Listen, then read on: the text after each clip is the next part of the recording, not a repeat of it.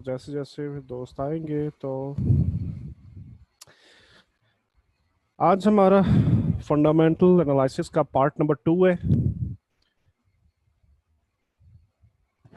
आज के learning outcomes के अंदर स्टडी करेंगे हम रेट पैग्स क्या होते हैं और ये किस तरह से वर्कआउट कर रहे होते हैं। डिटेक्ट करेंगे divergence between market expectations, central bank view और रिलीज डाटा। ये 3-4 किस्म की टर्मिनोलॉजीज यूज हो रही होती हैं। हम डिटेल में इनके बारे में देखेंगे कि किस किस तरह से हम इनको कहाँ कहाँ से गैदर कर सकते हैं और इनको आपस में कंपेयर कैसे करना है। और आज हम कुछ ट्रेडिंग स्ट्रेटजी की बात भी करेंगे जो फंडामेंटल एक्चुअली ट्रेडिंग होती है ना, कि फंडामेंटल ट्रेडिंग कहते किसे है। तो आज उनकी बात भी होगी। Trading economic fundamentals with higher accuracy. Exactly strategies के अंदर हम ये देखेंगे कि हायर एक्यूरेसी के साथ कैसे ट्रेड किया जा सकता है।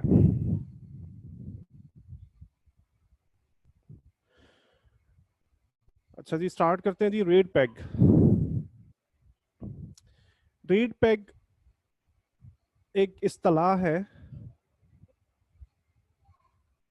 इसका ये मतलब होता है कि किसी भी मुल्क का सेंट्रल बैंक किसी भी दूसरे मुल्क के सेंट्रल बैंक के साथ एक खास लेवल पे या एक खास एक्सचेंज रेट के ऊपर एग्री करते हैं कि हम इस रेट से, मिसाल के तौर पे यूरो यूएसडी कुछ ये रेट चल रहा है, ये रेट है, ये रेट है, ये रेट है, जो हमारे पास प्राइस चल रही होती है ना MT4 में, तो ये एग्री कर लेते हैं कि हम इस रेट से, मिसाल के तौर पे ये रेट है 1.1286 समथिंग, ठीक है।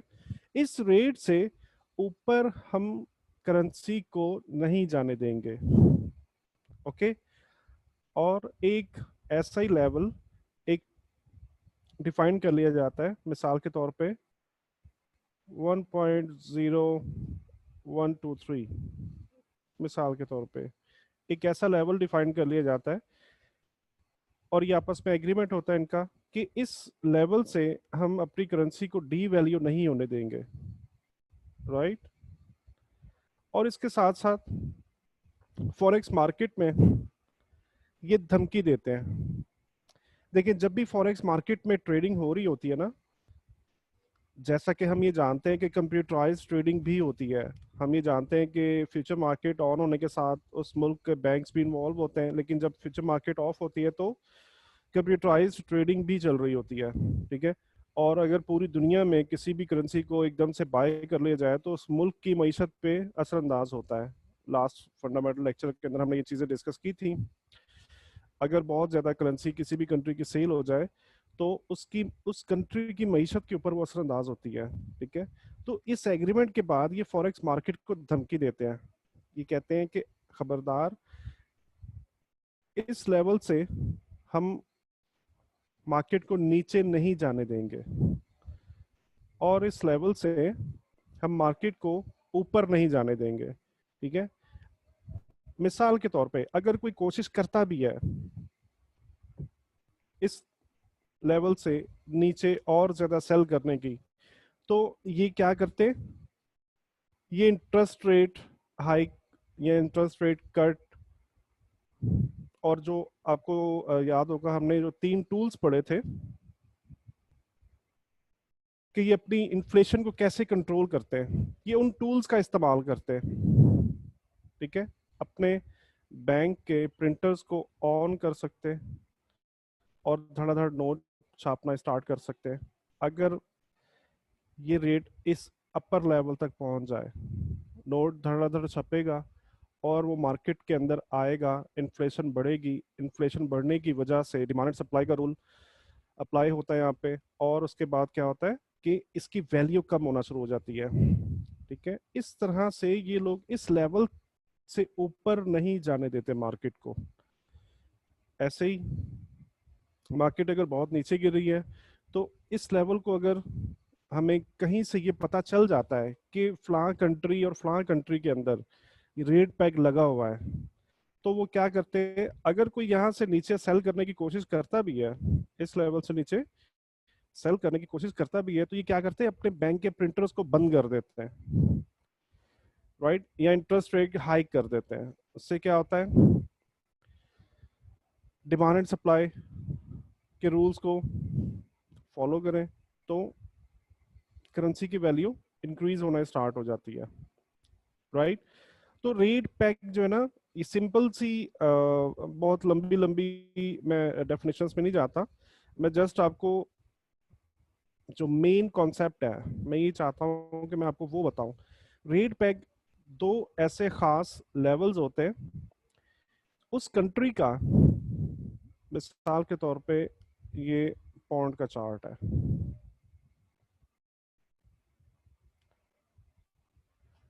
तो यूके का जो सेंट्रल बैंक है, ये इस लेवल से मार्केट नीचे नहीं गिरने देता किसी भी सूरत में, और इस लेवल से किसी भी सूरत में मार्केट को ऊपर नहीं, ऐसे नहीं जाने देता, ऊपर नहीं जाने देता, ठीक है। और आपके जो एसएल्स होते हैं ना, मिसाल के तौर पे अगर आप फाइंड आउट कर लेते हो कुछ दो कंट्रीज के दरमियान में रेट पैग लगे हुए हैं, रेट पैग्स लगे हुए हैं, और आप वेट करते हो कि मार्केट उस रेट पैग की प्राइस तक पहुंचे, मिसाल के तौर पे यहां से आपने देखा मार्केट को, आपने वेट किया, मार्केट यहां तक नीचे गिर जाती है, ठीक है, इस लेवल तक, और यहां से आप क्या करते हो, बाय कर सकते हो, ठीक है, बाय कर सकते हो, और आपका एसएल जो होगा इसके नीचे होगा इस लेवल से। तो ये जो आपके एसएल्स होंगे ना, इनको सेंट्रल बैंक प्रोटेक्ट कर रहा होता है। इस वजह से इन इस ट्रेड के अंदर एसएल नहीं होते, राइट। ये वो हॉली ग्रेल है जिसको आमतौर पे हर कोई ढूंढ रहा होता है ना, कि हॉली ग्रेल हमें चाहिए, हॉली ग्रेल चाहिए, ये वो हॉली ग्रेल है, रेड पैग। लेकिन इसके साथ साथ मैं आपको ये बता दूं कि ये बहुत ज़्यादा फ्रीक्वेंटली नहीं होते, बहुत ज़्यादा फ्रीक्वेंटली नहीं आ रहे होते, तेज़ी के साथ ये ट्रेड नहीं मिल रही होती।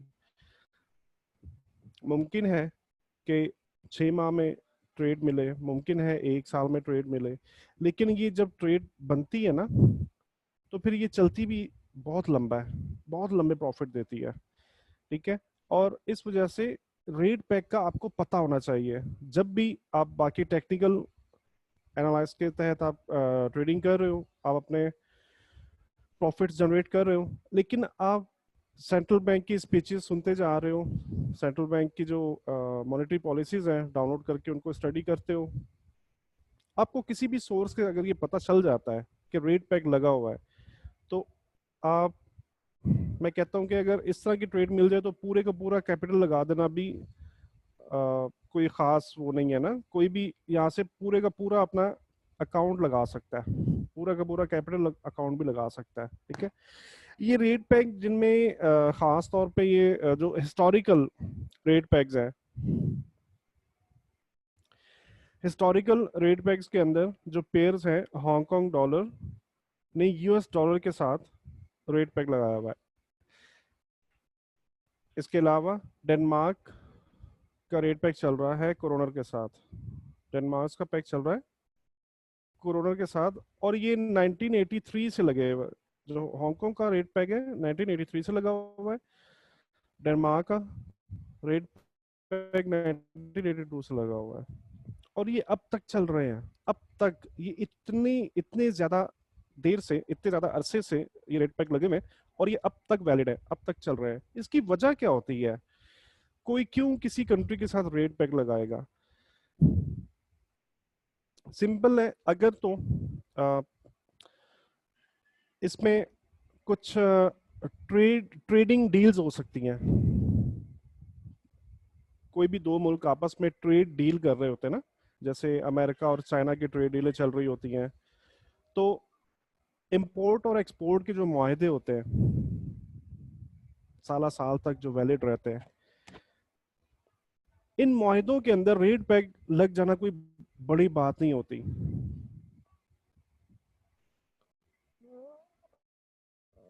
जी आप बहुत बहुत लेट आ रहे हो, बहुत लेट आ रहे हो। ऐसे सेशन भी इंटरप्ट होता है, मुझे मैनुअली लॉग इन करना होता है आप सब दोस्तों को, थोड़ा टाइम से आया करें।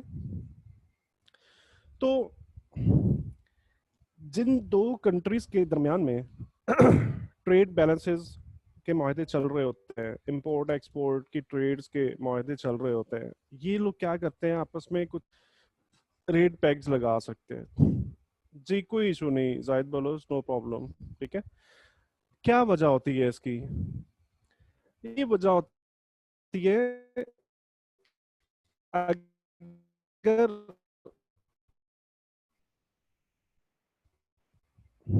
इनके, तो अगर इनके रेट्स के अंदर बहुत ज्यादा वेरिएशन आ जाए,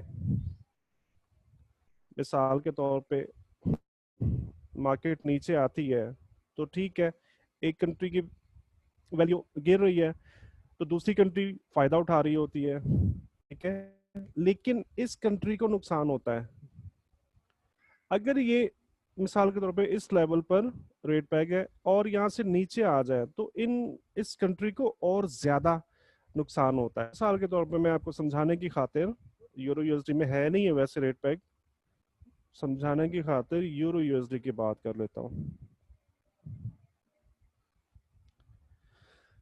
यूरोप का मुआहदा होता है एक्सपोर्ट का यूएसडी के साथ, ठीक है, आई मीन अमेरिका के साथ। तो अगर तो ये यूरो का रेट यहाँ तक गिर जाए तब तक भी अमेरिका उस रेट को बर्दाश्त कर सकता है, वो उस उनकी रेंज के अंदर आ रहा है, जो भी इनका मुआहदा होता है उनकी रेंज के अंदर आता है। तो अगर ये रेट इससे भी ज्यादा गिरना, एक हद से ज्यादा गिरना शुरू हो जाए तो क्या होगा? अमेरिका तो फायदे में रहेगा कि इसको चीजें अब सस्ती मिल रही हैं, लेकिन यूरोप जो है उनको लॉस होना बहुत ज्यादा स्टार्ट हो जाता है। चूंकि ये 10 साल का मुआहदा, 20 साल का मुआहदा, इनका ट्रेड ट्रेड बैलेंस का मुआहदा चल रहा होता है, इसलिए ये उस मुआहदे को तो ब्रेक नहीं कर सकते। वो तो जो इनका जो टर्म्स के ऊपर एग्रीमेंट हो चुका है वो तो 10 साल तक उसी रेट के ऊपर, उसी प्राइस के ऊपर इन यूरोप वालों ने अमेरिका को चीजें एक्सपोर्ट करनी है। इस वजह से ये रेट पैग लगा देते हैं कि हमारी जो मुल्क की करेंसी है ये एक लेवल से ज्यादा नीचे ना गिरे, राइट, एक लेवल से ज्यादा नीचे ना गिरे, ताकि वो एक्सपोर्ट हमारी, वो जो हमारा एक्सपोर्ट्स का मुआहदा है वो डिस्टर्ब ना हो, राइट। इसके साथ साथ इसी के वाइस वर्सा, मिसाल के तौर पे अगर मार्केट ऊपर चली जाती है, यूरो की प्राइस ऊपर चली जाती है, तो इस लेवल के ऊपर तक अमेरिका बियर करता है।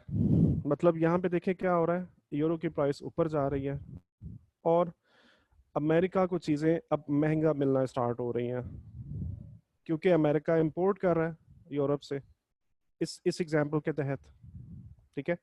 तो अगर इससे इससे मार्केट ऊपर चली जाती है तो अमेरिका और ज्यादा बियर नहीं करेगा और इससे ज्यादा महंगी परचेजिंग नहीं कर सकता, इस रेट से ज्यादा, इस प्राइस से ज्यादा महंगी परचेजिंग नहीं करेगा। और क्या होगा कि वो जो 10 साल का या 20 साल का इनका ट्रेड एग्रीमेंट हुआ, इंपोर्ट एक्सपोर्ट का जो एग्रीमेंट हुआ, वो डिस्टर्ब हो जाएगा, वो डिस्टर्ब हो जाएगा, राइट। इस वजह से ये रेट पैग्स लगा दिए जाते हैं।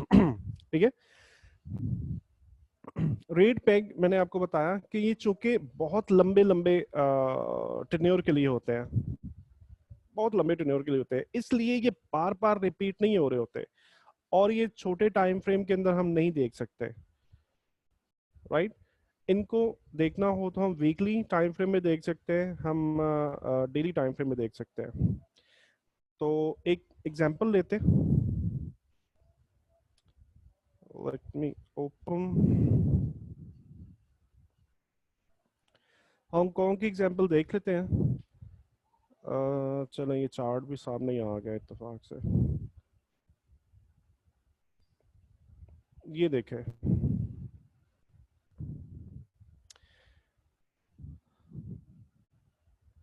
यूएसडी हांगकांग का चार्ट है, ठीक है।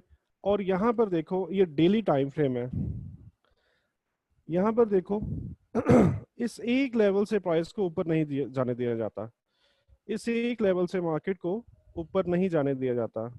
और चलो यहाँ तक तो रीच किया नहीं उसने, बट अटेम्प्ट किया है अगेन, इस लेवल तक आने के लिए अटेम्प्ट किया गया है, बट रेस्पेक्ट हुआ ये ऑल। ठीक है, और उसके बाद देखिए मार्केट कैसे नीचे आई है, और नीचे देखिए तो ये लेवल है जिसको सेंट्रल बैंक जो है ना प्रोटेक्ट कर रहा है। ठीक है, ये परफेक्ट एग्जांपल है एक रेट पैक की। और अगर पीछे देखें, अगर हिस्ट्री में जाके देखें तो भी आप देखो, ये देखो इसी लेवल के ऊपर मार्केट कब से, ये 2016, खैर वो तो मैंने आपको बताया 1983 से ये रेट पैक लगा हुआ है। तो यहाँ पर भी देखें तो जब भी मार्केट यहाँ पर आती है, नीचे आती है, तो इस लेवल,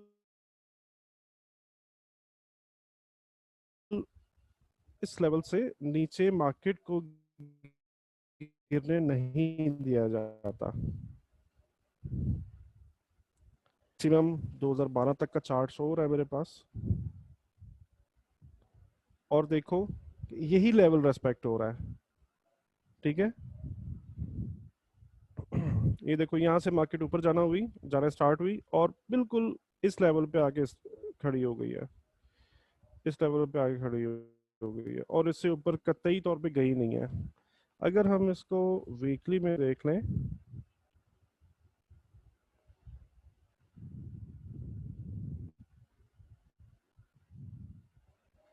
ये देखो वीकली में ये ऐसा नजर आ रहा है, ये 2008, 2002, 1997 तक का चार्ट है।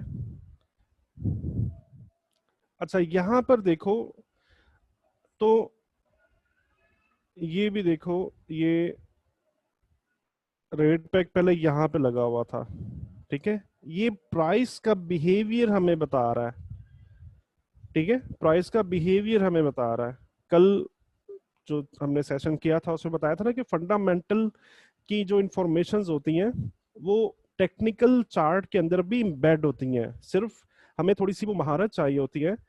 जब हम प्रैक्टिस करते रहेंगे चीज़ों को मुख्तलिफ एंगल से देखते रहेंगे, तो आहिस्ता आहिस्ता हम उन चीज़ों को पहचान सकते हैं कि एक्चुअली क्या हो क्या रहा है।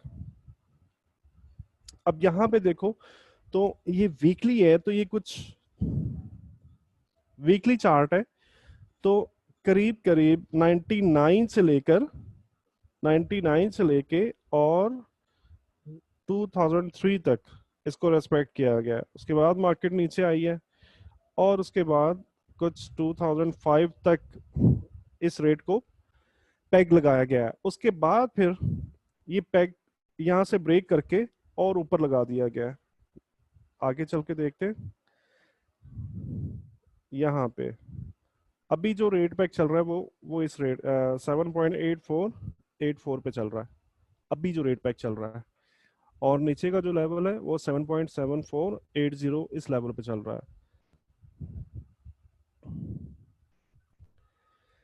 ठीक है जी, बहुत ही इसमें इसको समझना और इसको देखना बहुत ही आसान है। हाँ, कदरे इसके अंदर आपको ये अपॉर्चुनिटीज बहुत कम मिल रही होती हैं। ठीक है, बहुत बहुत वेट करना होता है, और इसको अभी अगर मार्केट को देखा जाए तो अभी भी मार्केट बिल्कुल लेवल पे खड़ी हुई है।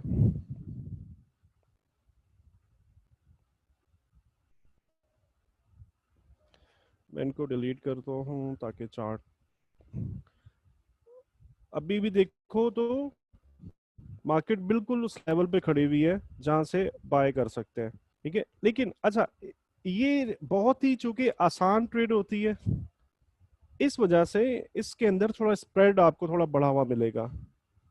राइट, तो आपने क्या करना है, आप जब भी मार्केट लेवल पे आए तो आप बाय और सेल कर सकते हो, आप इसको भी बाय कर सकते हो, लेकिन ये बात तो श्योर है कि इसके नीचे नहीं जाएगा, इस लेवल के नीचे नहीं जाएगा। सेंट्रल बैंक जो है ना इस लेवल को प्रोटेक्ट कर रहा है, ये बात तो श्योर है।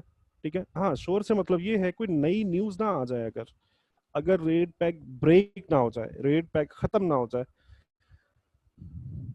तो फिर ये पेयर मूव कर सकता है। ठीक है,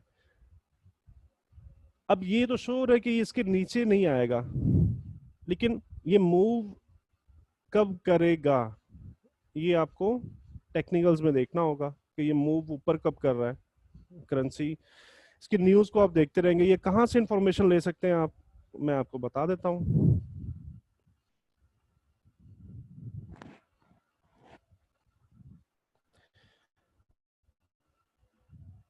ये एक वेबसाइट है, centralbanknews.info।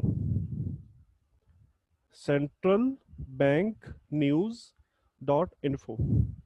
ठीक है, इसके अंदर तमाम दुनिया के जो सेंट्रल बैंक्स हैं इनकी इंफॉर्मेशन यहाँ पे लिखी हुई होती है। आप इस साइट को अच्छे से डिटेल के साथ स्टडी कर सकते हो, और आपको अगर किसी भी कंट्री के दरमियान में रेट पैक की इंफॉर्मेशन मिल जाती है, तो ये ऐसी ट्रेड होती है जिसे हॉली ग्रेल कहा जाता है, बिल्कुल नो एसएल वाली ट्रेड की, जिसमें एसएल होता ही नहीं है।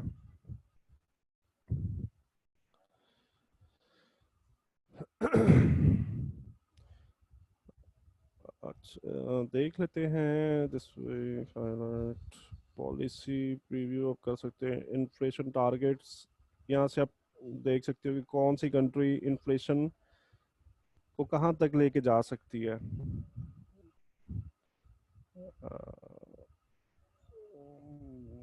जापानीज का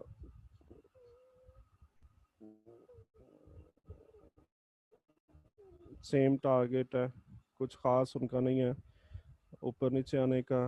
एनजेडी भी कुछ सेम चल रहा है।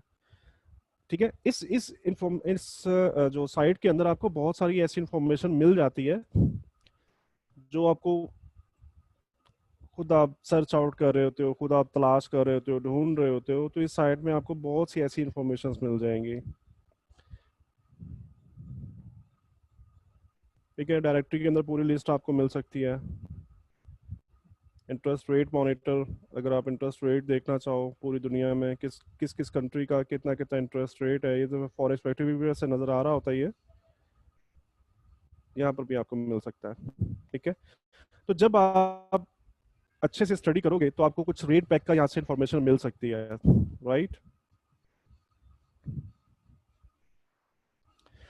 अच्छा, इसके अलावा मैं आपको अम,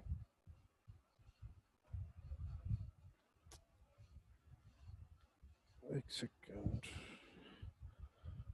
इसके अलावा कुछ न्यूज आई थी यूरो सीएचएफ के दरमियान में, कुछ दिन हो चुके हैं, और ये बहुत ही शॉर्टर टर्म के लिए था। ये मैं देख रहा था चार्ट को, तो ये लेवल मैंने मार्क किया हुआ था, ये वाला यूरो सीएचएफ के चार्ट में ना, ये लेवल। तो यहाँ पर भी कुछ रेट पैग, ये हमें कुछ ऐसा लग रहा था कि रेट पैग का यहाँ पे इम्प्लीमेंट हुआ हुआ है, और ये हमारा लास्ट बैच था ये इस लेवल के ऊपर। ठीक है, तो इसके लिए आपको थोड़ा मेहनत करना होगी, ये इंफॉर्मेशन निकालना, इंफॉर्मेशन ढूंढना, इसके ऊपर थोड़ी सी आपको मेहनत करना होगी। फंडामेंटल मैंने लास्ट लेक्चर के अंदर आपको बताया था कि फंडामेंटल बहुत ही टफ टॉपिक है और बहुत ही लेंथी टॉपिक है। इसके अंदर बहुत ज्यादा टॉपिक्स इन्वॉल्व होते हैं और वेरिएशंस बहुत ज्यादा होती हैं चीजों की। तो उन चीजों को देखना, उनको जांचना और उनसे प्रॉपर नतीजा अखज करना, इसके लिए थोड़ा मेहनत, थोड़ा टाइम और आपका शौक, आपकी लगन चाहिए होगी। तो जिस भी दोस्त को शौक हो, जिस भी दोस्त को लगन हो, तो बिल्कुल मेहनत करें। तरीका आपको मैं बताऊंगा कि आपने कैसे करना है और कहाँ से करना है। ठीक है, तो ये अच्छा,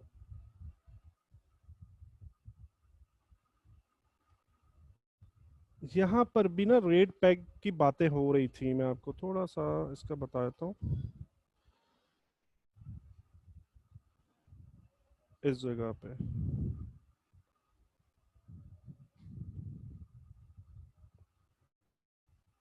इस जगह पे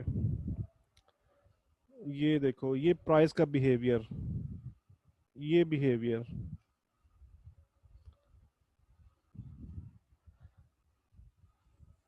अब देखो तो 112 दिन तक रेट पैक चलता रहा यहाँ पे, ठीक है। 112 दिन तक रेट पैक चलता रहा है।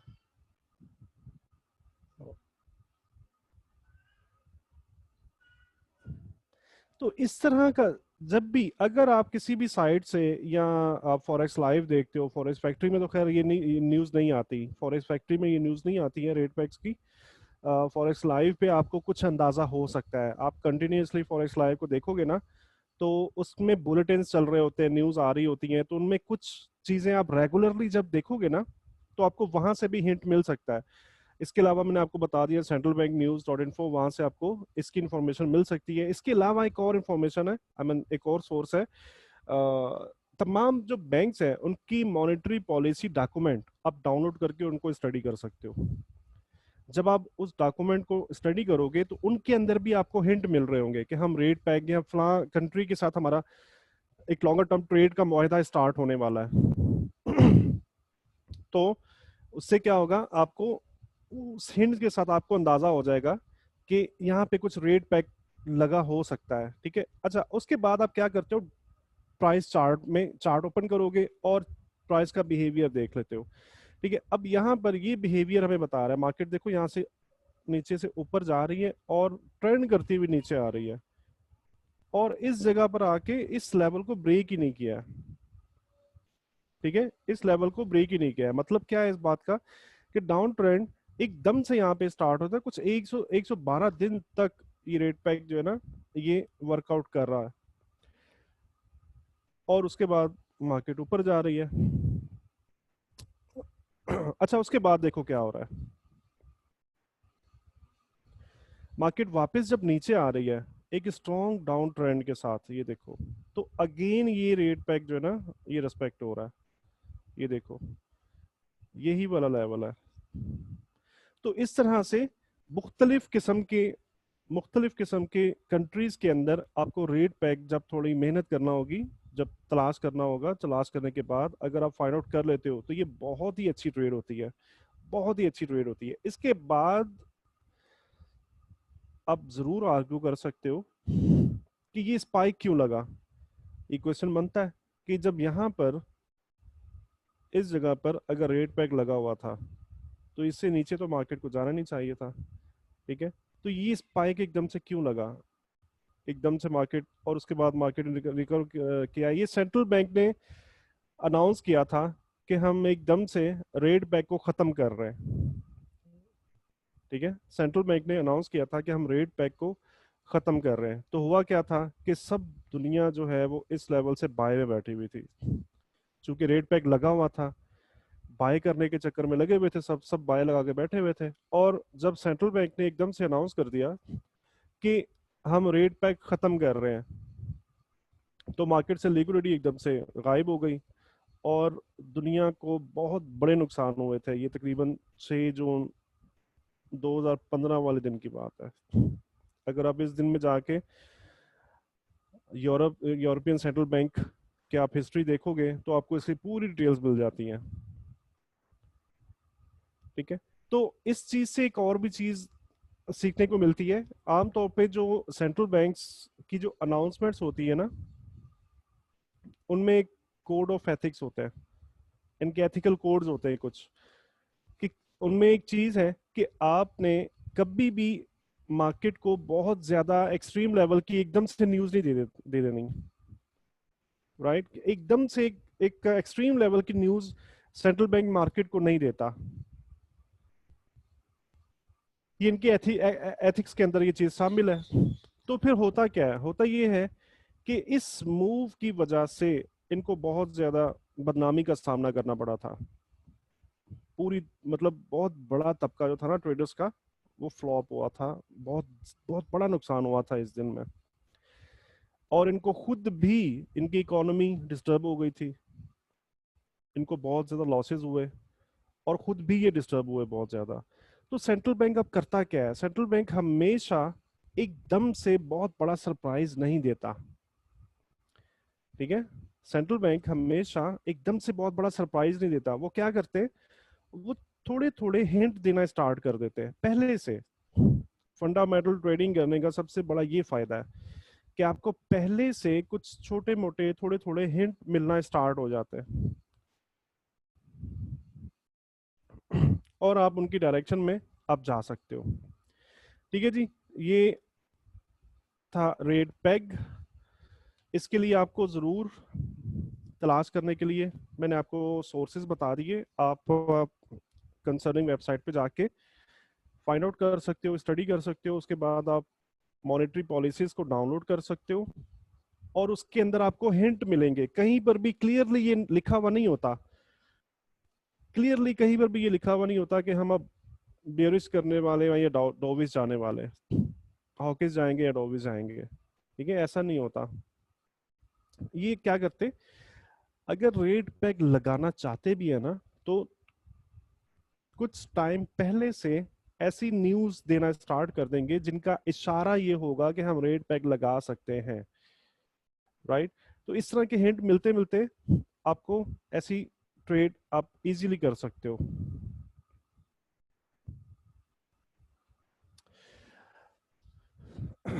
अच्छा जी, हम बात करते हैं स्ट्रेटजीज की कि फंडामेंटल ट्रेडिंग एक्चुअली की कैसे जाती है।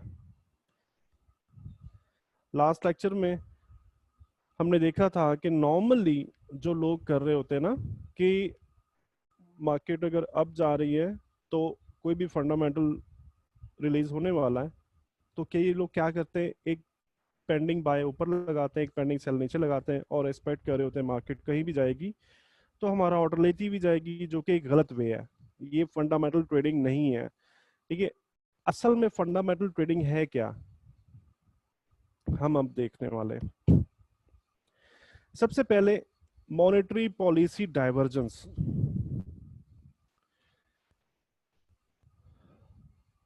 इसके लिए आपको करना क्या होगा, तमाम बैंक्स की मॉनेटरी पॉलिसीज डॉक्यूमेंट को आपने डाउनलोड करना होगा। ठीक है, आप उनको डाउनलोड करोगे और स्टडी करोगे। कुछ 10 से लेके कुछ कुछ कंट्रीज के मॉनेटरी पॉलिसी डॉक्यूमेंट जो है वो 10 पेजेस का भी होता है और कुछ 50 पेजेस से भी ज्यादा के होते हैं। ठीक है, आप उनको स्टडी करोगे, मेहनत लगेगी, टाइम लगेगा जरूर, लेकिन एक टाइम आएगा कि आप हर एक चीज के ऊपर ग्रिप हासिल करते रहोगे आहिस्ता आहिस्ता। तो आपने क्या करना है, आपने तमाम बैंक्स के जो मेन मेन बैंक हैं, कुछ 8 बैंक है मेन, उनकी मॉनेटरी पॉलिसीज को आपने डाउनलोड करना है। डाउनलोड करने के बाद आप उनको स्टडी करोगे और उनमें से आप वो हिडन पॉइंट्स तलाश करोगे कि एक्चुअली इनका फोकस किस चीज पे है। जैसा मैंने आपको बताया कि ये अपनी मॉनेटरी पॉलिसी स्टेटमेंट के अंदर कुछ क्लूज छोड़ रहे होते हैं कि हम एक्चुअली क्या सोच रहे हैं अपनी मईशत के बारे में, अपनी इकोनॉमी के बारे में हम क्या सोच रहे हैं। क्या हम रेट कट करने वाले हैं, क्या हम क्वांटिटेटिव ईजिंग करने वाले हैं, क्या हम रेट हाइक करना, इंटरेस्ट रेट हाइक करने वाले हैं। तो ये तमाम ये चीज़ें हिडन होती हैं इसके अंदर ना। तो अगर आप कुछ ये 8 मेजर कंट्रीज हैं, आप इनकी मॉनेटरी पॉलिसी स्टडी कर लेते हो और उसके अंदर आपको कुछ ऐसे हिंट मिल जाते हैं कि मिसाल के तौर पे अगर जापानीज बैंक की मॉनेटरी पॉलिसी जो है वो कुछ बेयरिश हिंट आपको दिखा रही है। ठीक है, उसमें कुछ ऐसे हिंट्स मौजूद हैं जिससे ऐसा लगता है कि जेपीवाई जो ना इसको वीक करने वाले हैं, क्योंकि स्ट्रॉन्ग तो ये ऑलरेडी रहता है। स्ट्रॉन्ग तो ये आपने सेंटिमेंट का लेक्चर लिया था, उसके अंदर आपको अंदाजा हो चुका है कि जब भी मार्केट में सेंटिमेंट ट्रिगर करता है तो जेपीवाई को बाय किया जाता है। ठीक है, तो ये लोग ज्यादातर जो इनकी पॉलिसीज आती है ना वो वीक वीक पॉलिसीज आती हैं, इसी वजह से इन्होंने नेगेटिव इंटरेस्ट रेट मुतारिफ करवाया हुआ ना, नेगेटिव इंटरेस्ट रेट बताया था ना आपको मैंने पहले। तो अगर आपको मिसाल के तौर पे जेपीवाई के अंदर वीकनेस मिल जाती है कि ये लोग अपनी करेंसी को अब और ज्यादा वीक करने वाले हैं, और इसके साथ मिसाल के तौर पे आपको यूरो कि आपने मॉनेटरी पॉलिसी को स्टडी किया और इसके अंदर आपको स्ट्रॉन्ग पॉइंट मिलना शुरू हो जाते हैं, ऐसे पॉइंट जो कि हॉकिश होते हैं, जो कि बुलिश होते हैं। तो आप क्या करोगे, आप इनका पेयर बनाओगे आपस में। यूरो जेपीवाई पेयर मौजूद है फॉरेक्स के अंदर, यूरो जेपीवाई,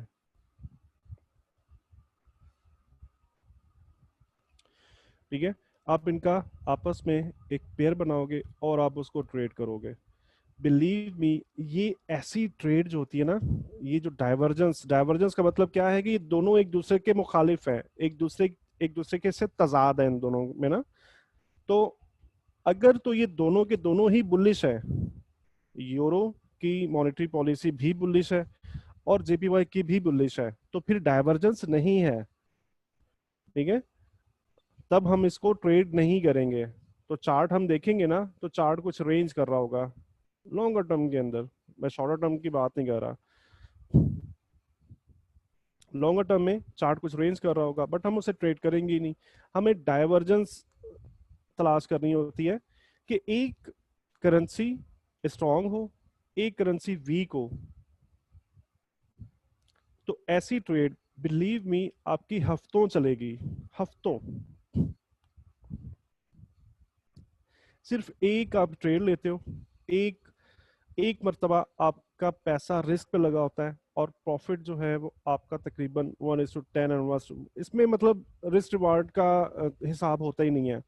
इसमें ट्रेड चलती जा जब तक, हाँ, जब तक अगली पॉलिसी का ऐलान ना हो जाए, ठीक है। जब तक एक पॉलिसी तो आपने इनकी डाउनलोड करके स्टडी कर लिया था, जिसमें यूरो जो है वो बेयरिश था और जेपीवाई, सॉरी, जेपीवाई बेयरिश था और यूरो जो है स्ट्रांग था। अब जब तक कोई नई पॉलिसी नहीं आ जाएगी ना, हो सकता है 1 माह बाद आ जाए, हो सकता है 6 माह बाद आए, हो सकता है 1 साल के बाद आए, ठीक है। जब तक कोई नई पॉलिसी नहीं आएगी उस वक्त तक आप अपनी ट्रेड को होल्ड कर सकते हो। ये इस तरह की ट्रेड होती है, राइट।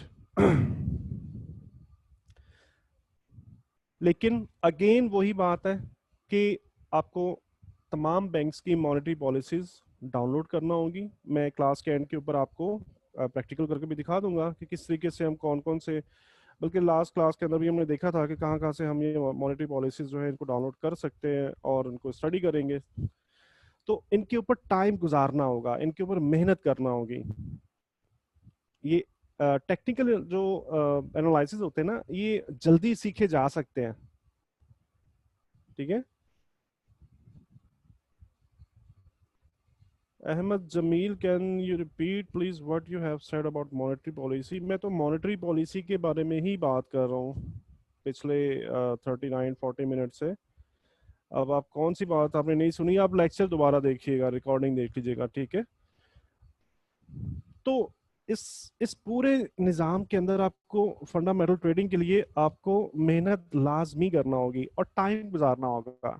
मैं ये बात कर रहा था कि टेक्निकल एनालिसिस होते हैं ना, उनको आसानी के साथ और जल्दी से सीखा जा सकता है। आप 3 से 4 माह अगर आप अच्छा टाइम दो, डेली आप अच्छा टाइम दो, तो आप ग्रिप कर सकते हो, ठीक है। लेकिन फंडामेंटल के लिए आपको एक अच्छा बैकग्राउंड चाहिए होता है, एक अच्छी मेहनत चाहिए होती है, अच्छा टाइम गुजारना चाहिए आपको, राइट। और उसके बाद जब ये आप वे फाइंड आउट कर लेते हो और आपको कोई भी दो कंट्रीज के दरमियान में, मॉनेटरी पॉलिसीज के दरमियान में डाइवर्जेंस अगर मिल जाती है, तो ये कैसी ट्रेड होगी वो मैं आपको बता चुका हूँ कि ये हफ्तों चलती है।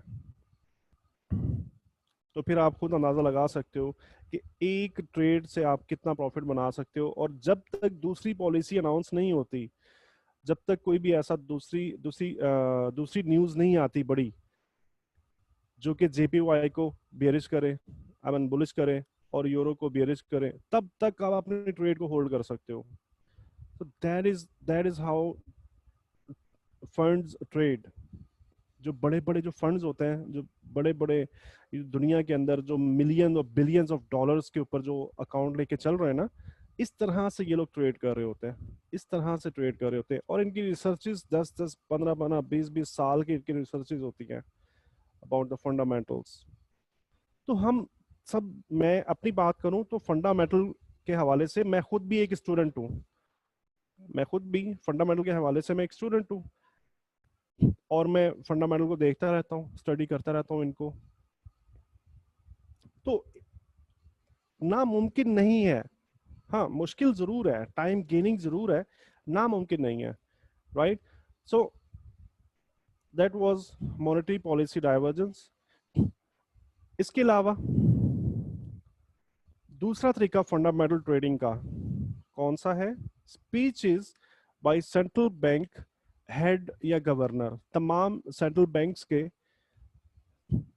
कोई ना कोई हेड होता है या गवर्नर होता है। फॉरेक्स लाइव के ऊपर, फॉरेक्स फैक्ट्री के अंदर आप देखोगे तो आपको लिखा हुआ नजर आ रहा होता है कि फलां दिन में कौन से सेंट्रल बैंक का गवर्नर या हेड जो है वो स्पीच कर रहा है, स्पीच दे रहा है।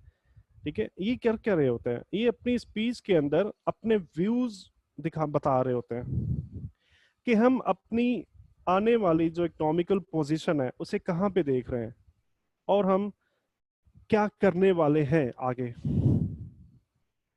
तो इन स्पीचेस को जरूर देखा करें अगर आपका शौक है फंडामेंटल ट्रेडर बनने का, तो इनको जरूर देखा करें और इनको आपस में नोट किया करें, और इनके जो पॉइंट्स डिस्कस हो रहे होते हैं ना, इनको नोट किया करें।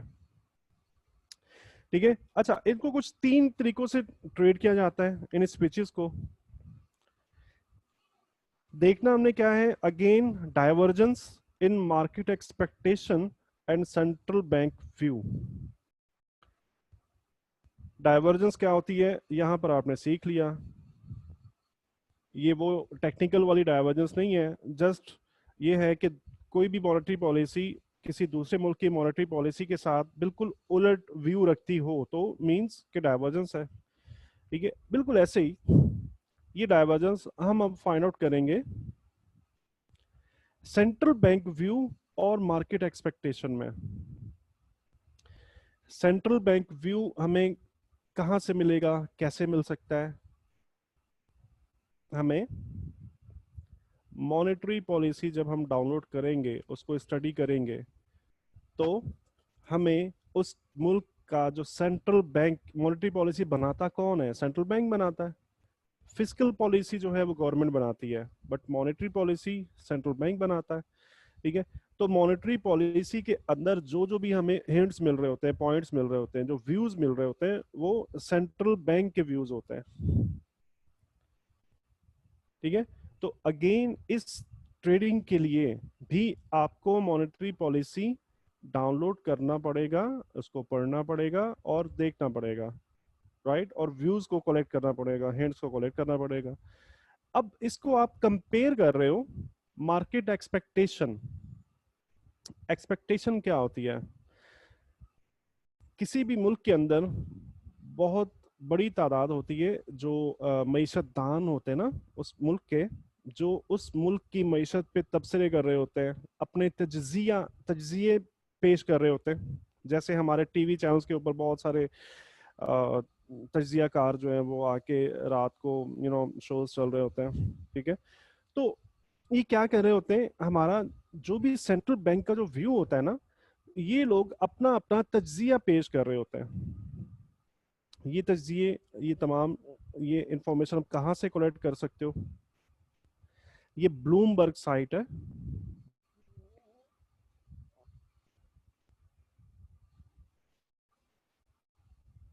bloomberg.com या फॉरेक्स लाइव।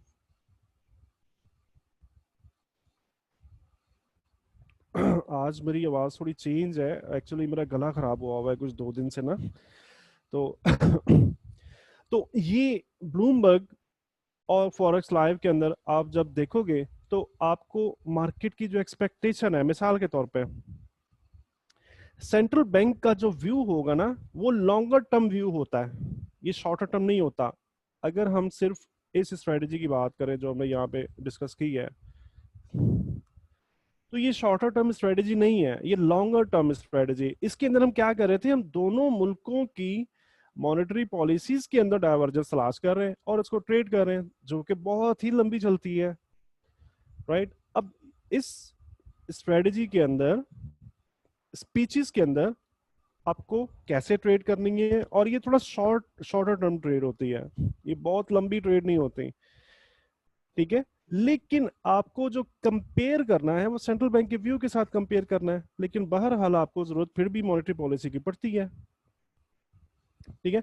तो मार्केट एक्सपेक्टेशन जो है वो आप कहाँ से कोलेक्ट करोगे? मार्केट एक्सपेक्टेशन आप ब्लूमबर्ग और फॉरेस्ट लाइव के अंदर बहुत सारे तज्जियाकार होते हैं, ये क्या करते हैं, जो सेंट्रल बैंक का जो मेजर व्यू होता है ना, लॉन्गर टर्म व्यू, वो लॉन्गर टर्म व्यू के अंदर छोटी छोटी न्यूज जो आ रही होती है ना, ये उनके ऊपर अपना तज्जिया पेश कर रहे होते हैं कि सेंट्रल बैंक क्या सोच रहा है। और कोई भी, जैसे फॉरेक्स फैक्ट्री के अंदर हमें लिस्ट आ रही होती है ना पूरी न्यूज की, तो उन न्यूज का क्या एक्सपेक्टेशन हो सकती है,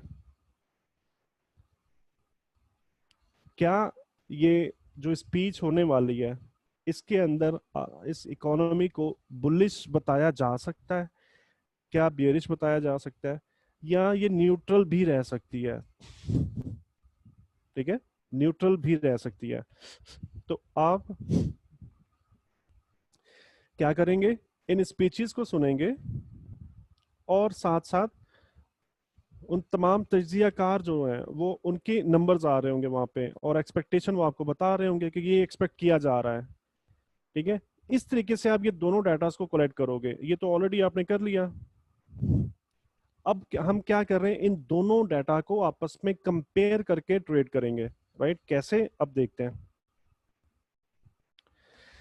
if market expectation is bullish या bearish हो, central bank turn out to be neutral, then traders should trade the price in move, priced in, priced in, ठीक है। एक ये इस्तेलाह, ये प्राइस चार्ट वाली प्राइस नहीं है, ये प्राइस, प्राइस्ड इन एक इस्तेलाह है जो फंडामेंटल में इस्तेमाल होती है। अब मैं आपको बताता हूँ कैसे आप इसको देख सकते हो। देखो, एक्सपेक्टेशन आप कहाँ से देख सकते हो, एक तो भी मैंने आपको बता दिया कि आप फॉरेक्स लाइव देख सकते हो, ब्लूमबर्ग देख सकते हो। इसके अलावा एक और वे है जिससे आप मार्केट एक्सपेक्टेशन देख सकते हो, वो है चार्ट। जब आप ओपन करोगे ना, मिसाल के तौर पे ईसीबी की कोई न्यूज आने वाली है, आप यूरो का चार्ट ओपन कर लेते हो, चार्ट ओपन करोगे और न्यूज आने से कुछ आधा घंटा पहले आपने क्या करना है, M5 का चार्ट ओपन कर लेना है, M5, ठीक है। M5 का जब चार्ट ओपन करोगे तो आप ये देखोगे कि मार्केट एक डायरेक्शन पकड़ लेती है न्यूज आने से कुछ एक घंटा पहले या आधा घंटा पहले, एक डायरेक्शन पकड़ लेती है। अगर तो M5 के अंदर ये चार्ट कुछ बुलिश नजर आया आपको, तो इसका मतलब है कि मार्केट की एक्सपेक्टेशन बुलिश है, ठीक है।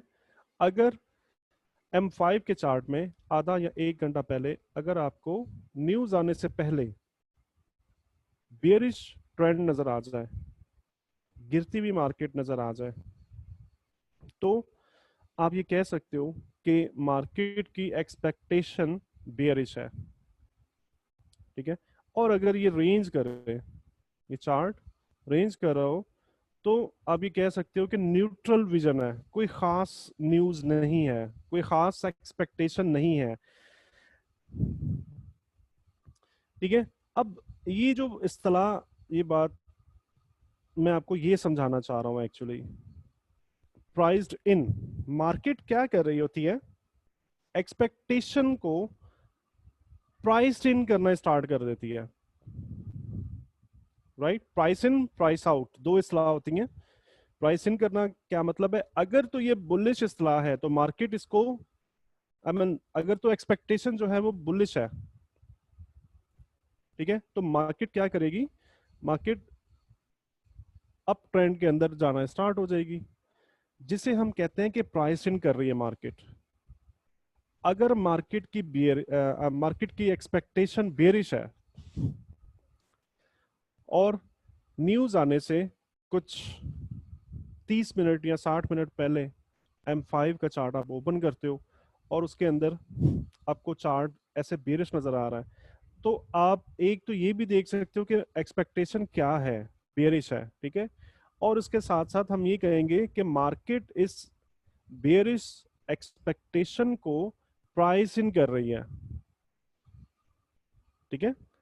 यानी कि प्राइस इन का मतलब क्या होता है कि वो एक्सपेक्टेशन जो है वो उसको एब्जॉर्ब कर रही है। मैं आपको एक मिसाल देना चाहूंगा यहाँ पे ताकि आपको बेहतर तरीके से समझ में आ जाए। मिसाल के तौर पे अगर आप किसी भी मुश्किल का शिकार हो जाते हो, कोई भी मुश्किल आ जाती है और आपको कुछ 10 लाख रुपयों की जरूरत पड़ जाती है, अचानक से 10 लाख रुपए की जरूरत है। आपके दो दोस्त हैं, उनमें से एक दोस्त से आपको उम्मीद है कि अगर आप उस दोस्त से पैसा नहीं भी मांगेंगे ना तो वो दे देगा। एक दोस्त से आपको ऐसी उम्मीद है कि अगर आप उससे पैसा मांगोगे नहीं तब भी वो दे देगा, अगर उसको ये पता चल जाए कि आप इस मुश्किल में हो तो वो पैसा दे देगा। आप उससे ये उम्मीद कर रहे हो, आप उससे क्या कर रहे हो, एक्सपेक्ट कर रहे हो, ठीक है। अगर आप किसी मुश्किल में आ जाते हो और वो दोस्त आपका आपको 10 लाख रुपया दे देता है तो आपको कितनी खुशी होगी, मुझे ये बताओ।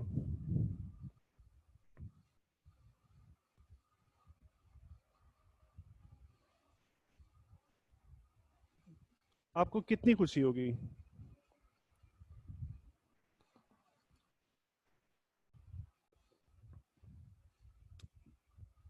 एग्जैक्टली exactly, जाहिद बलोच, थोड़ी खुशी होगी, ठीक है।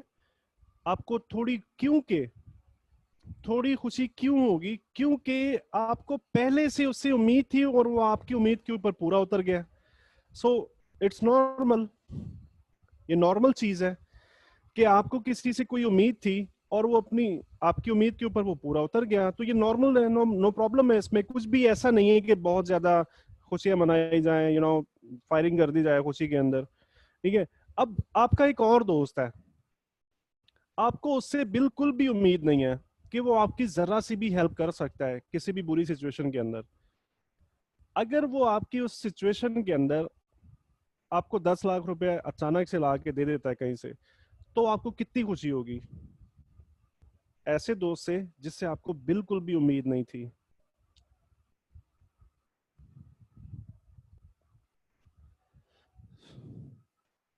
जी बहुत होगी जाहिद बलोच, बिल्कुल परफेक्ट आंसर आपने दिया। बहुत ज्यादा खुशी होगी क्योंकि आपको उससे उम्मीद ही नहीं थी। इसका मतलब क्या है कि आप सरप्राइज हो चुके हो, उसने आपको एकदम से हैरान कर दिया, आप सरप्राइज हो गए, ठीक है। तो सरप्राइज के अंदर आदमी चौंकता है, एकदम से मुख्तलिफ किस्म की वो जो खुशी है उसका उसकी उसकी मिकदार तादाद बढ़ जाती है उसकी, राइट। तो मार्केट न्यूज ट्रेडिंग जो होती है, जो फंडामेंटल ट्रेडिंग होती है, मार्केट जो बिहेव करती है ना, मार्केट जो मूव करती है वो सरप्राइजेस के ऊपर मूव करती है, ये बात याद रखना हमेशा। मार्केट हमेशा सरप्राइज के ऊपर मूव करती है, ठीक है। अब यहां पर देखो क्या हो रहा था, एक्सपेक्टेशन मार्केट की बुलिश है और इस एक्टिविटी को हम क्या कहेंगे कि मार्केट एक्सपेक्टेशन को प्राइस इन कर रही है, ठीक है। यहां तक समझ में आ गया मार्केट एक्सपेक्टेशन और प्राइस इन क्या होता है। अब मैं आपको लेके चलने वाला हूं वो मिसाल जो मैंने आपको दी। अब हम कंपेयर कर रहे हैं इन दोनों को। तो number one, if market expectation is bullish bearish, central bank turn out to be neutral, then trader should fade the price in move, ठीक है। होगा क्या कि अगर सेंट्रल बैंक का व्यू जो है न्यूट्रल रहता है, न्यूट्रल क्यों रहेगा, कब रहेगा, जब ये अपनी इकोनॉमी के ऊपर इत्मीनान के इजहार कर रहे होते हैं कि हमारी इकोनॉमी बेहतर चल रही है, हमें कोई भी नए इकदाम उठाने की ज़रूरत नहीं है, हमारे नो प्रॉब्लम है, सब ठीक चल रहा है, सब ओके है। मींस कि न्यूट्रल बिहेवियर है सेंट्रल बैंक का। ठीक है, अब न्यूज़ आने वाली है, न्यूज़ के अंदर एक्सपेक्टेशन बुलिश की जा रही थी। ठीक है, एक्सपेक्ट बुलिश की जा रही थी, तो मार्केट क्या कर रही है, अब प्राइस इन कर रही है इसको। अब न्यूज़ आ जाती है, मिसाल के तौर पे इस जगह पे न्यूज़ अनाउंस होनी है, अब आप क्या कर रहे हो, स्पीच भी आप सुन रहे हो साथ साथ। ठीक है, अब स्पीच के अंदर भी ये सेंट्रल बैंक का व्यू क्या था, न्यूट्रल था। अगर स्पीच के अंदर भी ये न्यूट्रल व्यू ही देता है, ये सेंट्रल बैंक का जो हेड है, गवर्नर है, अगर ये न्यूट्रल व्यू ही देता है, कोई भी ऐसी सरप्राइजिंग बात नहीं करता, तो आप इसको इमीडिएट सेल कर सकते हो। मार्केट जहां से चली थी ना, वहीं पर आ जाएगी। ठीक है, आप इसको इमीडिएटली सेल कर सकते हो। कैंडलस्टिक पैटर्न अपीयर हो, इसकी कंफर्मेशन आपको मिले तो और ज्यादा अच्छी बात है। लेकिन इसके लिए भी आपको सेंट्रल बैंक व्यू पता होना चाहिए कि मॉनेटरी पॉलिसी के अंदर सेंट्रल बैंक के मेजर व्यू क्या है। मार्केट एक्सपेक्टेशन आपको ये मूव बता देती है, ये जो प्राइस इन मूव होती है ना, ये मूव बता देती है।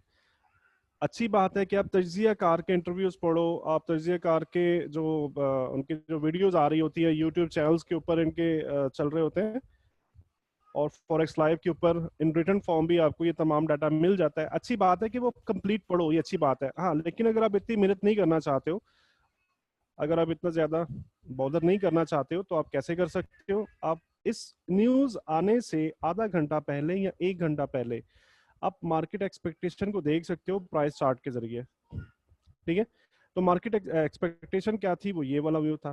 ठीक है, अब बात कहाँ पे आ जाती है कि सरप्राइज कहाँ पे मिलेगा, कि सरप्राइज कहाँ पे है। सरप्राइज मिलेगा आपको इस स्पीच के दौरान में, राइट। अगर तो कोई सरप्राइज मिल जाता है, हम आगे वो भी देखने वाले कंप्लीट कि सरप्राइज कैसे मिल सकते हैं।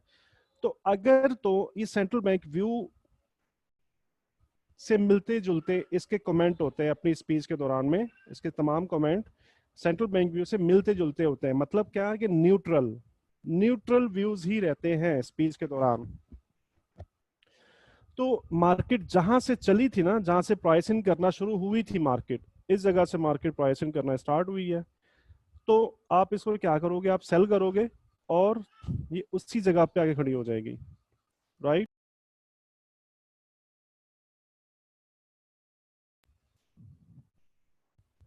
ठीक है जी, आप इसको सेल कर सकते हो। इसके साथ और क्या हो सकता है, if market expectation are neutral while central bank turn out to be bullish या bearish, then traders should trade the first pullback retracement। Market अगर प्राइस इन कर चुकी है ऑलरेडी, और स्पीच के दौरान हॉकिश किस्म के कमेंट्स आ जाते हैं। हॉकिश कहते हैं, बुलिश विजन को कहते हैं कि तेज तेज मार्केट या बढ़ती हुई या ऊपर जाती हुई मार्केट, उसे हॉकिश भी कहा जाता है। ठीक है, ये कुछ जार्गन्स होते हैं, ये आप फंडामेंटल के जब ये तमाम ये चीजें स्टडी कर रहे होगे ना, तो उसके अंदर आपको ये तमाम चीजें देखने को मिल सकती हैं। अगर तो ये प्राइसिंग के दौरान यहाँ पर फंडामेंटल का टाइम आ जाता है, ठीक है, और स्पीच के दौरान अगर ये गवर्नर कोई हॉकिश किस्म के कमेंट दे देता है, तो मार्केट क्या करेगी, मार्केट एकदम से ऐसे स्पाइक लगाएगी ऊपर। ठीक है, स्पाइक लगाएगी, उसके बाद अब ट्रेड कैसे करना है इसको, ट्रेड आप अंदाजा कर सकते हो कि ये स्पाइक यहां से चला और यहां पर एंड हो रहा है। ये स्पाइक जो आपको नजर आएगा ना, ये स्पाइक आपको M1 या M5, बस मतलब इससे बड़े टाइम फ्रेम में नहीं जाना, ठीक है। बेटर है कि M1 में देखें। तो ये स्पाइक का आपने साइज नोट कर लिया, और आपने वेट करना है कि कुछ 40 या 50% ये रिट्रेस कर जाए ऐसे। अंदाजे से लाजमी नहीं है क्या एक्यूरेट 50% होना चाहिए, लाजमी नहीं है कि एक्यूरेट 40% होना चाहिए, ठीक है। तो अंदाजे के साथ जब भी मार्केट 50% या 40% प्लस जब भी रिट्रेस कर जाएगी, तो आप यहां से बाइक एंट्री लोगे, मार्केट फिर ऐसे ऊपर जाएगी।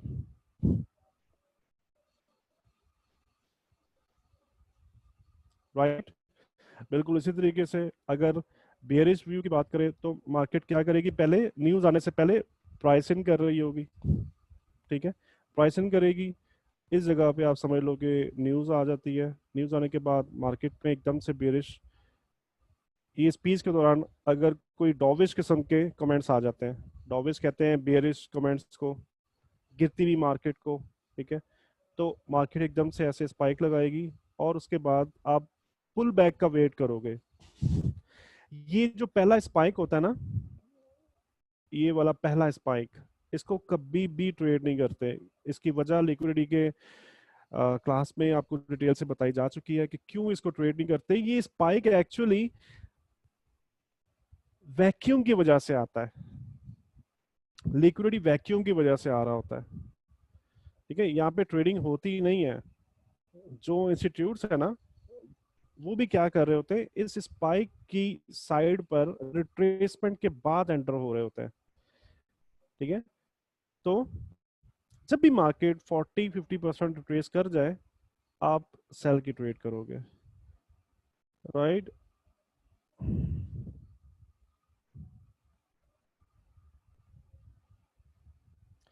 ठीक है, अब इसके लिए भी आप गौर से देखोगे तो आपको सेंट्रल बैंक की मॉनेटरी पॉलिसीज डाउनलोड करना होंगी, स्टडी करना होगा, देखना होगा, उसको समझना होगा, ठीक है। और उसके बाद फिर आप स्पीचेस के साथ जब भी उसको आप टैली करोगे, तो आप सरप्राइज जब भी मिले, जब भी मार्केट हमेशा सरप्राइज पे मूव कर रही होती है, तो सरप्राइज जहां पे भी मिले, जब भी मिले, तो आप उसको ट्रेड कर सकते हो। डायरेक्शन के अंदर ट्रेड करना हो तो सिंपल सा मैं आपको फार्मूला बताया था, मतलब बहुत लंबी लंबी डेफिनेशंस के अंदर मैं नहीं जा रहा, बहुत सिंपल सा फार्मूला है कि जिस साइड के ऊपर स्पाइक लग रहा है ना, जिस साइड पे स्पाइक लगा, तो आपने इसको पहले स्पाइक को ट्रेड कतई तौर पे नहीं करना, ओके। आपने वेट करना है इसकी रिट्रेसमेंट का, 40-50% रिट्रेस करे, उसके बाद आप बाय कर सकते हो इस तरीके से। That is fundamental trading.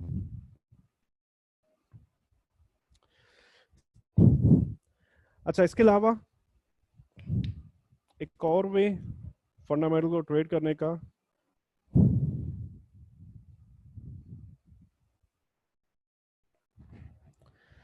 Figure release scheduled economic news.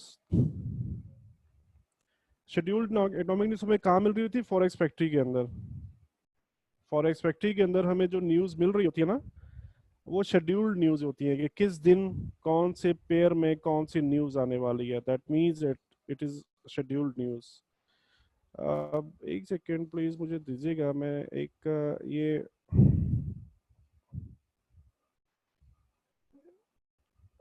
अच्छा अच्छा अच्छा, वो नाम चेंज हो गया है, जुल्फिकार, निज़ार, निज़ार अली, जाहिद, एहतशाम एंड अहमद जमील। कोई साहब आए थे अभी, और वो बिल्कुल अजीब और गरीब सा नाम था उनका, समझ में नहीं आ रहा था ये कौन है। चले। और वो मेन था, मेरा लैपटॉप बंद हो गया था, फोन पे मैंने कनेक्ट कर दिया, लाइट चला गया था, बड़ा नाम था, अभी मैंने एडिट कर दिया। जायद बात कर रहा अच्छा, जाहिद, जाहिद अरबाज, ठीक है। हाँ, मैं हूँ। वही आपको एडमिट किया है, मैं वही देख रहा हूँ ये कौन साहब है, क्योंकि नाम का अंदाजा रहना चाहिए। जी जी सर, मैं था वहां से डिस्कनेक्ट हो गया, इसीलिए यहाँ फोन पे भी सुन रहा हूँ आपको। Okay, good. अच्छा,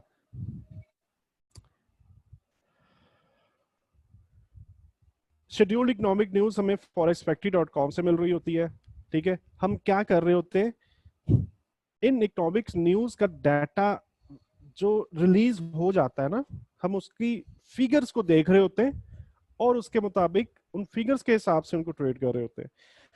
नॉर्मली कॉमन कोई भी न्यू कमर जब भी फॉरेक्स मार्केट में आता है ना, तो उसकी ये सबसे पहली कोशिश होती है, सबसे पहली कोशिश होती है कि फॉरेक्स फैक्ट्री में आने वाले जो नंबर्स हैं, जो रिलीजेस हैं, उनको वो ट्रेड कर सके, जिसके नतीजे में एक्चुअली ये सब कुछ ये लॉसेस हो रहे होते हैं। और ये जो मैंने बताया था आपको स्ट्रेटजी की जी, पेंडिंग बाय और पेंडिंग सेल ऑर्डर लगाना, और ये तमाम ये मतलब ये सब उसी के ऊपर चल रहा होता है। बट आज मैं आपको एक्यूरेट और परफेक्ट वे बताने वाला हूँ कि न्यू जो फॉरेक्स फैक्ट्री है उसके ऊपर हम किस तरह से ट्रेड कर रहे हैं, उसकी जो फिगर्स हैं उनकी रिलीज के बाद हम किस तरह से ट्रेड कर सकते हैं। हमें क्या करना है, ये कौन साहब है जी? अच्छा, हमें क्या करना है, हमें फोरकास्ट चाहिए सबसे पहले, और सेंट्रल बैंक व्यू चाहिए। ठीक है, सेंट्रल बैंक व्यू हमें कहां से मिलेगा? अगेन पॉलिसी जब हम डाउनलोड करेंगे तो उसके बाद हमें सेंट्रल बैंक का व्यू मिल जाएगा कि सेंट्रल बैंक एक्चुअली क्या चाह रहा है, क्या सोच रहा है अपनी करेंसी के बारे में, अपनी इकोनॉमी के बारे में। और उसके बाद हमें एक और चीज चाहिए होती है जिसे कहते हैं फोरकास्ट। फोरकास्ट क्या होती है? फोरकास्ट भी वही एक्सपेक्टेशन होती है जो उस मुल्क के तज्जियाकार कुछ नंबर्स की शक्ल में हमें बता रहे होते हैं कि जो भी इंडिकेटर रिलीज होने वाला है। मिसाल के तौर पे हम चलते हैं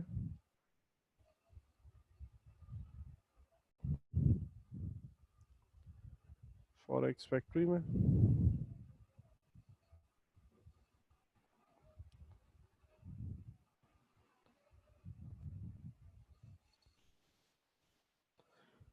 अच्छा अभी तो छुट्टी है इस वजह से कोई न्यूज़ नहीं आ रही, तो हम क्या करेंगे, हम थोड़ा बैकवर्ड जाएंगे।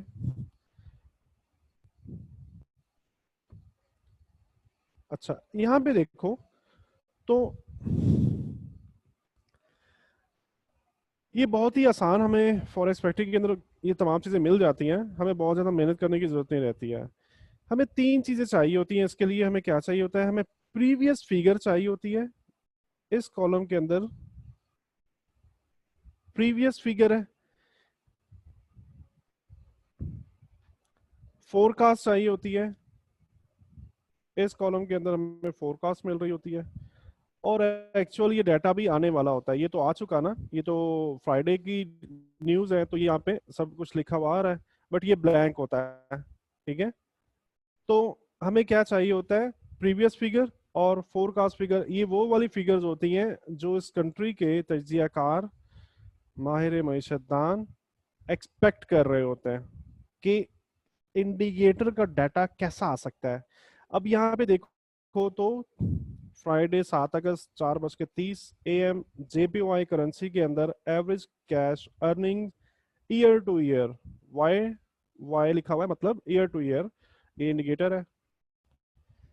प्रीवियस जो लास्ट ये इंडिकेटर आया था, तो उसमें क्या फिगर आई थी? -2.3%। ये प्रीवियस फिगर है। और फोरकास्ट क्या है? फोरकास्ट है -3। ठीक है, और ये अभी आनी होती है, अभी हम इसको छोड़ देते हैं। अब यहाँ से फोरकास्ट जो है ना, इसको कलेक्ट कर सकते हो, आप देख सकते हो। अगेन आप वापस चले जाओगे चार्ट पे, चार्ट पे जाके देखोगे कि मार्केट की एक्सपेक्टेशन जो है ना वो क्या है, प्राइस इन क्या हो रहा है, प्राइस इन हो रहा है या नहीं हो रहा, क्या चल रहा है, मतलब बुलिश जा रहा है, बेरिश जा रहा है, चार्ट या रेंज कर रहा है। उससे भी आपको अंदाजा हो जाएगा कि फोरकास्ट जो है वो बेरिश व्यू रखती है या बुलिश व्यू रखती है। ठीक है, उसके बाद हम वेट करते हैं एक्चुअल नंबर का, रिलीज का, कि डाटा रिलीज हो, जो कि ये नंबर होता है। अब मिसाल के तौर पे यहाँ पे जो मैं आपको चीज बताना चाहता हूँ उसकी एग्जाम्पल नहीं है, तो हम पीछे चलते हैं।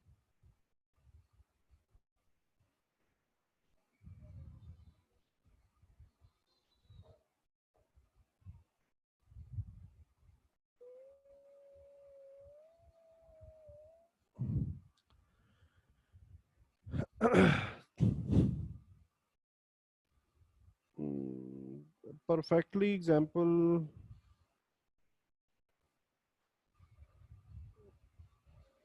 असल में कोरोना की वजह से हर चीज, हर मुल्क की इकोनॉमी इतनी ज्यादा डिस्टर्ब हुई हुई है। हाँ, ये रही एग्जाम्पल। ये था, 1:30 बजे थी, पौंड की पीएमआई आई थी, फाइनल सर्विसेज, और ये देखो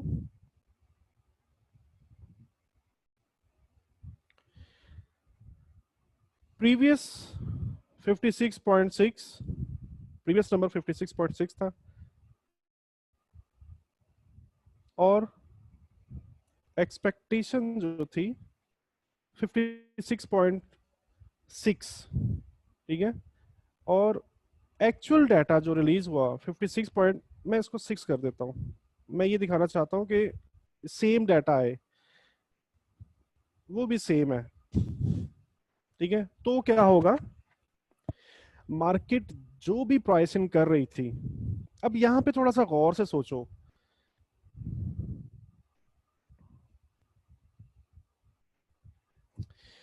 एक सेकेंड, प्रीवियस फिगर देखो और फोरकास्ट को देखो, ये सेम है। मतलब क्या है, मैंने आपसे कहा था कि मार्केट मूव करती है तो सरप्राइज पे मूव करती है, ठीक है। यानी कि यहाँ पे ये एक्सपेक्ट किया जा रहा है कि जो लास्ट इंडिकेटर का डाटा जो आया था ना, अभी भी वही आने वाला है, फोरकास्ट भी यही किया जा रहा है, ठीक है। और एक्चुअल भी 56.5 है, ये एक्चुअली अब इसको 6 समझ लो। तो एक्चुअली डाटा जो है 56.6 ही आ जाता है। तो इसका मतलब है कि नथिंग स्पेशल, कुछ भी सरप्राइज नहीं है, सब सब नॉर्मल है, जो हमने सोचा वैसा हो गया।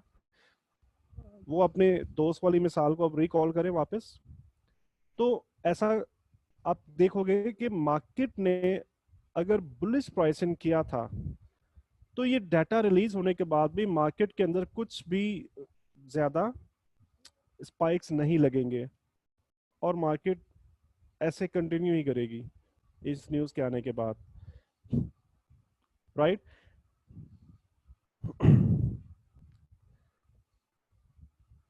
ऐसी न्यूज को हम ट्रेड नहीं करते, ऐसी न्यूज को जिसका फोरकास्ट भी सेम हो और एक्चुअल सेम आ जाए,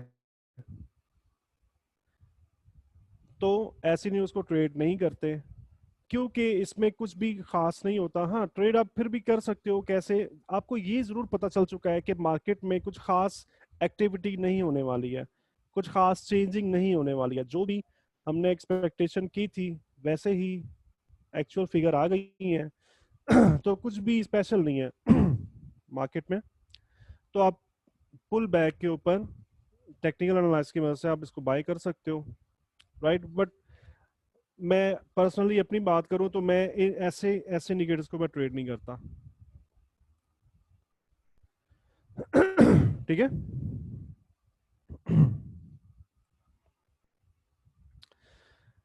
अच्छा, सरप्राइज कहाँ मिलेगा हमें?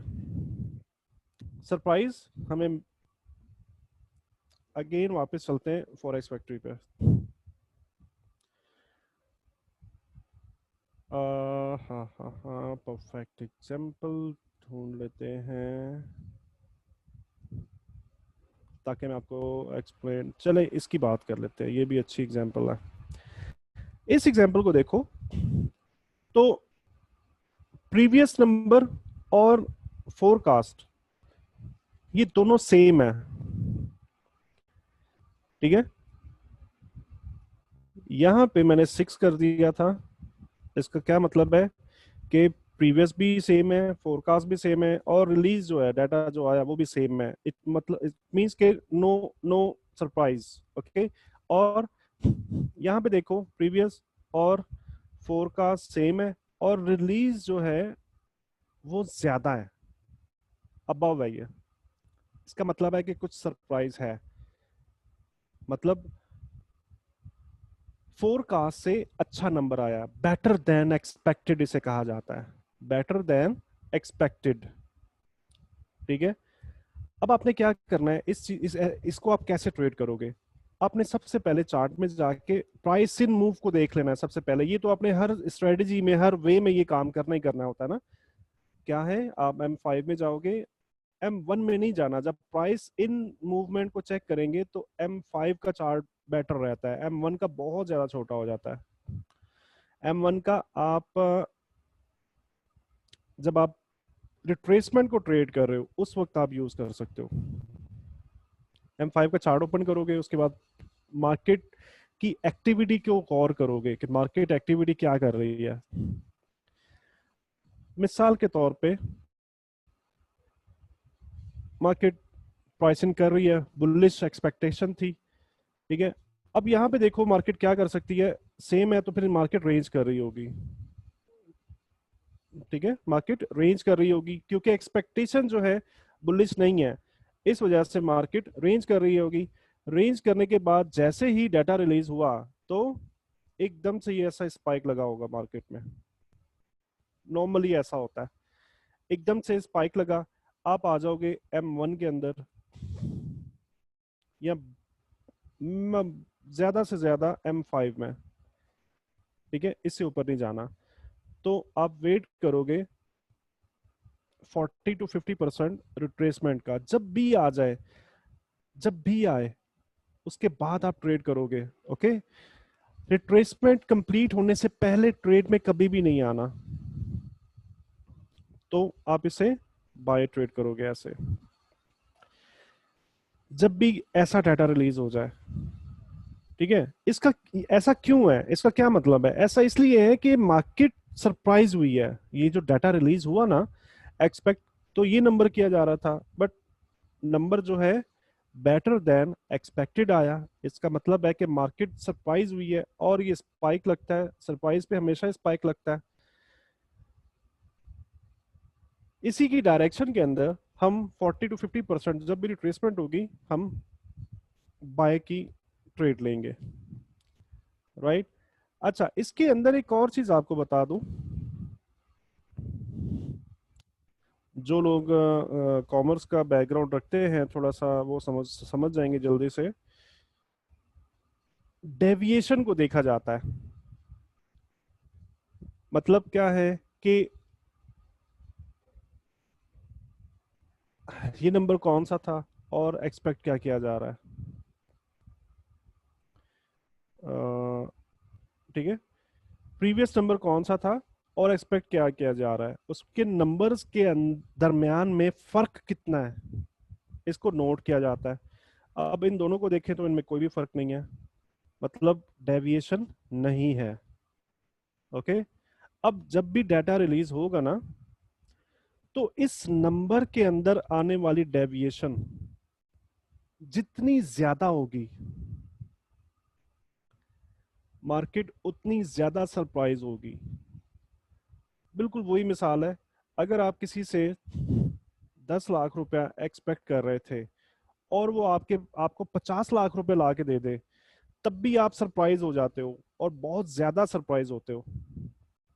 अगर वो आपको 9 लाख रुपए दे दे तो अब बिल्कुल भी सरप्राइज नहीं होगे, बिल्कुल भी नहीं होगे, मतलब थोड़ा बहुत तो होगा बट बिल्कुल भी सरप्राइज नहीं होते, ठीक है। तो दैट इज कॉल्ड साइकोलॉजी। ये साइकोलॉजी बार बार जो ये कहा जाता है ना कि फॉरेक्स जो है वो साइकोलॉजी पे मूव कर रही होती है, फॉरेक्स के अंदर आपने कामयाब होना है तो अपनी साइकोलॉजी इंप्रूव करें, और ये साइकोलॉजी के साथ जब भी आप चीजों को मिला के देखोगे ना, आप बिल्कुल भी मुश्किल नहीं है तमाम चीजें। अब इस नंबर का फर्क आपने देखना है, इसमें आने वाली डेविएशन देखनी है। अगर तो ये छोटी सी डेविएशन है, अगर बहुत छोटा सा फर्क है, तो मार्केट बहुत ज्यादा मूव नहीं करेगी। स्पाइक जो आएगा ना वो बहुत बड़ा स्पाइक नहीं होगा। अगर ये नंबर ज्यादा आ जाता है, डेविएशन ज्यादा आ जाती है, ठीक है, तो उतना ही बड़ा स्पाइक आएगा, रिट्रेसमेंट के बाद उतनी ही लंबी मूव चलेगी है।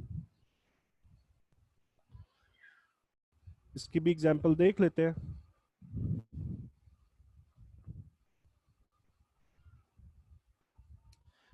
डेविएशंस के हमें बहुत सारी एग्जांपल मिल सकती है। यहाँ पे देखिए डेविएशन है, प्रीवियस +1 था, फोरकास्ट क्या थी, -2, ठीक है, और एक्चुअल डाटा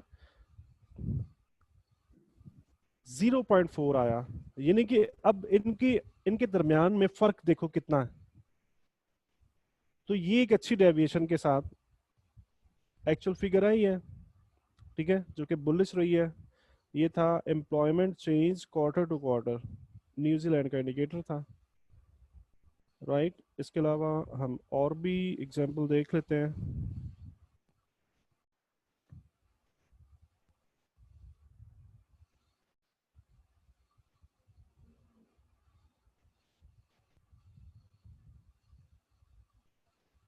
हाँ, ये देखो एक अच्छी डेविएशन है।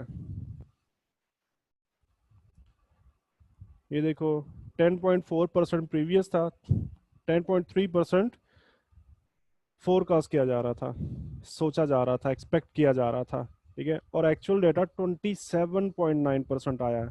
ठीक है, अब समझ में आई आपको डेविएशन क्या होती है। अब इसको इसके साथ कंपेयर करो, इसको इसके साथ कंपेयर करो, तो ये नंबर बहुत बड़ा है,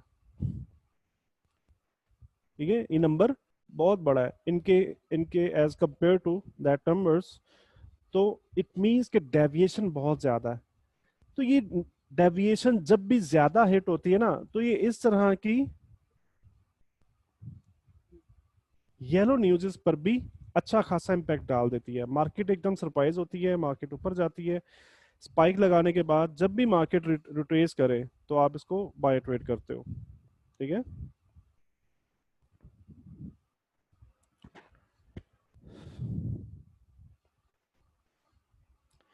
ठीक है जी, हम ये देख चुके हैं कि पुल बैक के लिए, पुल बैक पर हम किस तरह से ट्रेड करेंगे। जितनी ज़्यादा डेविएशन होगी उस तरह से हम इसको, इसी के वाइस वर्सा अगर सेंट्रल बैंक का व्यू बियरिश हो, ठीक है, सेंट्रल बैंक का व्यू बियरिश हो और डाटा जो है वर्स्ट देन एक्सपेक्टेड आ जाए, मार्केट ऐसे जो एकदम से स्पाइक लगाएगी नीचे को, और आप पुल बैक पे आप इसको सेल एंट्री लोगे।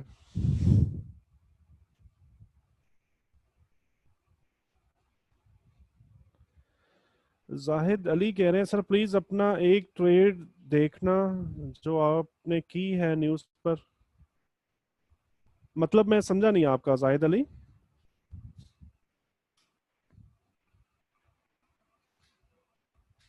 एग्जाम्पल की बात कर रहे हैं। जी जी, एग्जांपल मतलब पहले आपने जो लिया था न्यूज़ पर, मतलब हम देखें कि आपने कैसे ट्रेड किया है मार्केट को न्यूज़ के साथ। अपनी ट्रेड तो मेरे पास सेव नहीं है, हम न्यूज देख लेते, आई मीन कोई एग्जाम्पल देख लेते हैं, ठीक है। जी जी जी सर।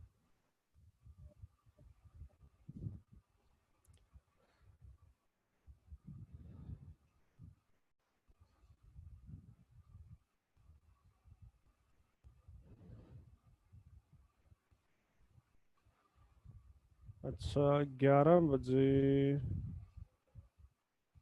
थर्सडे वाले दिन 6 अगस्त।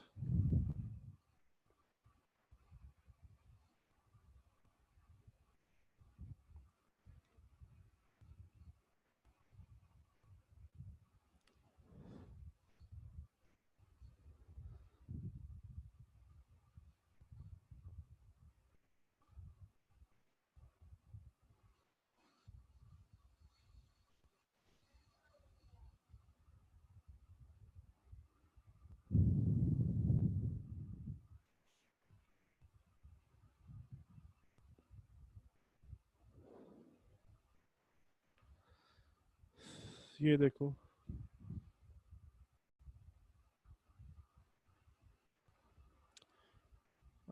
9 बजे,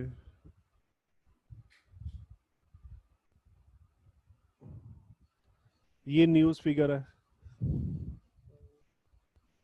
ये न्यूज आई थी।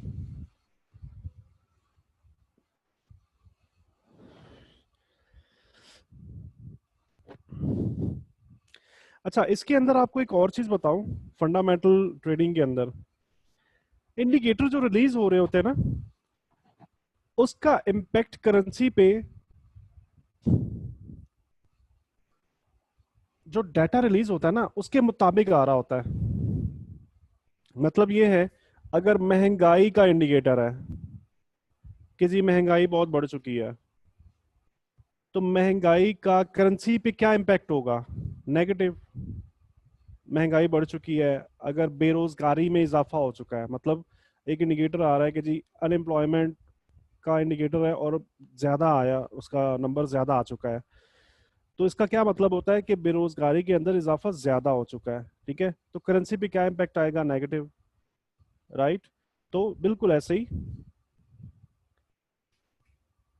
इस इंडिकेटर का जो इम्पैक्ट है करेंसी पर, नेगेटिव आया। अब हम M5 में चलते हैं।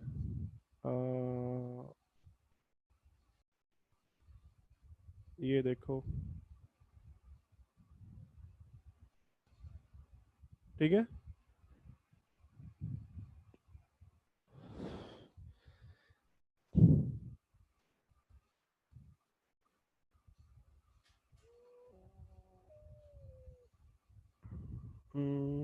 कहाँ पे है? ये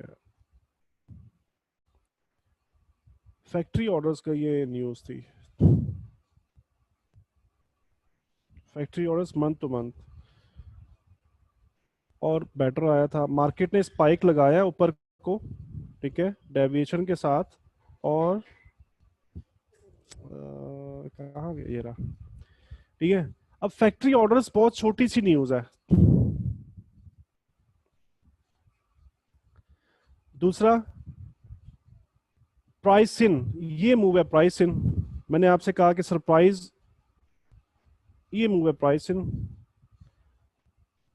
ठीक है, प्राइस इन किया मार्केट ने, और डेविएशन आने की वजह से मार्केट ऊपर गई है, और छोटी सी न्यूज होने की वजह से मार्केट रिवर्स हुई यहाँ से।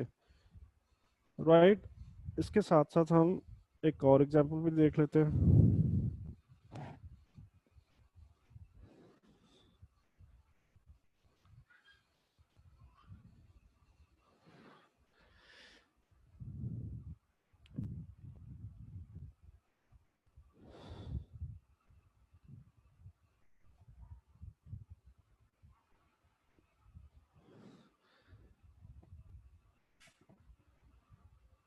फाइनल सर्विसेज PMI, ये तो आया सर, नॉन मैन्युफैक्चरिंग PMI आई थी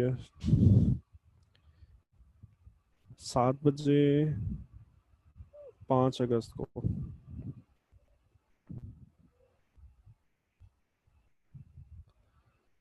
यूरो USD के अंदर देख लेते हैं।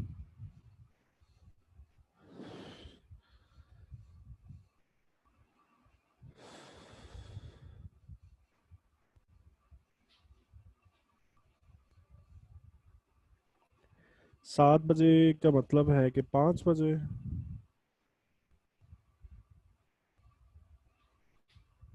7 बजे का मतलब 9 बजे।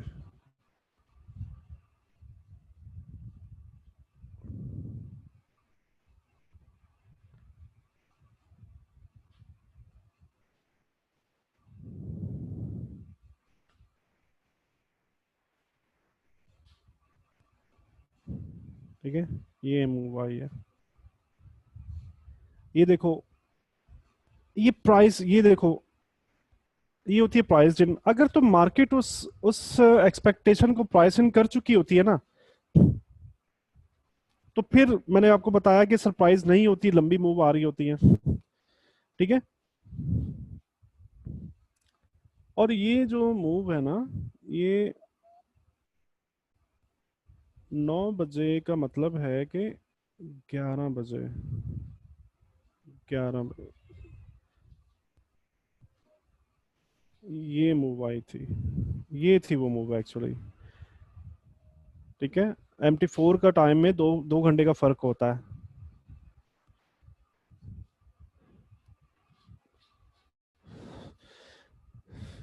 ठीक है जी।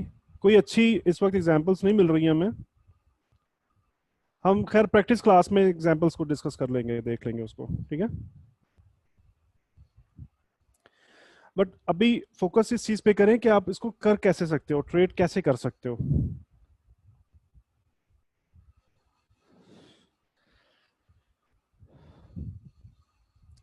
अच्छा, ये तो हमने देखा कि फिगर जब अलाइन होगी ना उस वक्त हमने कैसे ट्रेड करना है, और डाइवर्जेंस जब आ जाएगी जब कैसे ट्रेड करेंगे। If forecast central bank has bullish view, central bank document जब आपने डाउनलोड किया उसमें देखा कि इसके अंदर बुलिश व्यू है, और डाटा रिलीज जो है वर्स्ट देन एक्सपेक्टेड अगर आ जाता है।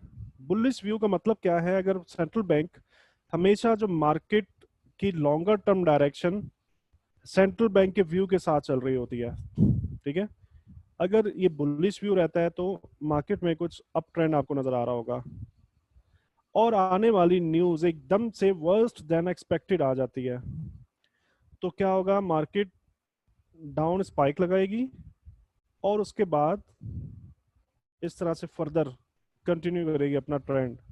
ट्रेंड कौन सा, सेंट्रल बैंक का जो व्यू था ना, इसी व्यू को फर्दर कंटिन्यू करेगी। तो ऐसी न्यूज को आप कैसे ट्रेड कर सकते हो, आप स्पाइक लगा, इसको कंप्लीट हो जाने दो, लग जाने दो, उसके बाद स्ट्रॉन्ग सपोर्ट से आप बाय करोगे, राइट, आप बाय करोगे।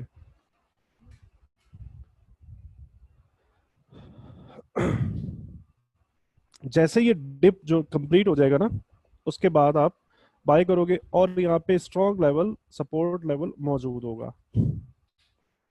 बिल्कुल इसी तरीके से अगर सेंट्रल बैंक का जो व्यू है, देखो मेरी बात सुनो, सबसे पहले तो हमें ये अंदाजा लगाना होगा कि सेंट्रल बैंक का व्यू किस तरफ है, उसके बाद हम ये परफेक्ट ट्रेड कर सकते हैं, राइट।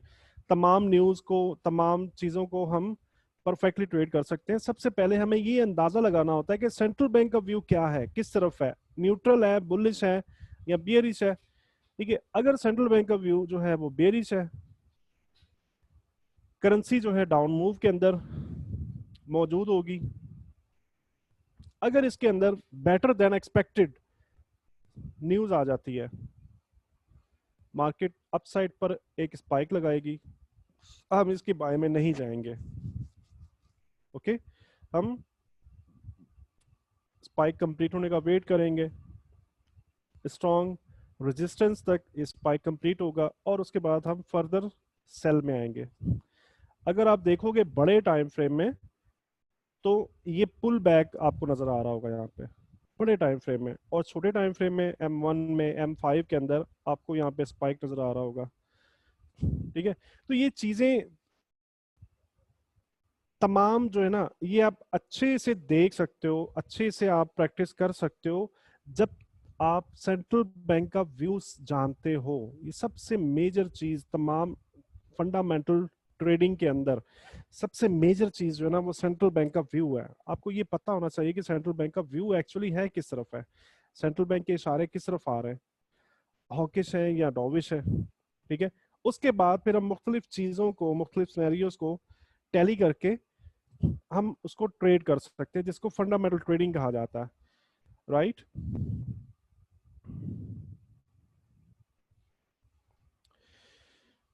अच्छा जी, इसके बाद अगर आप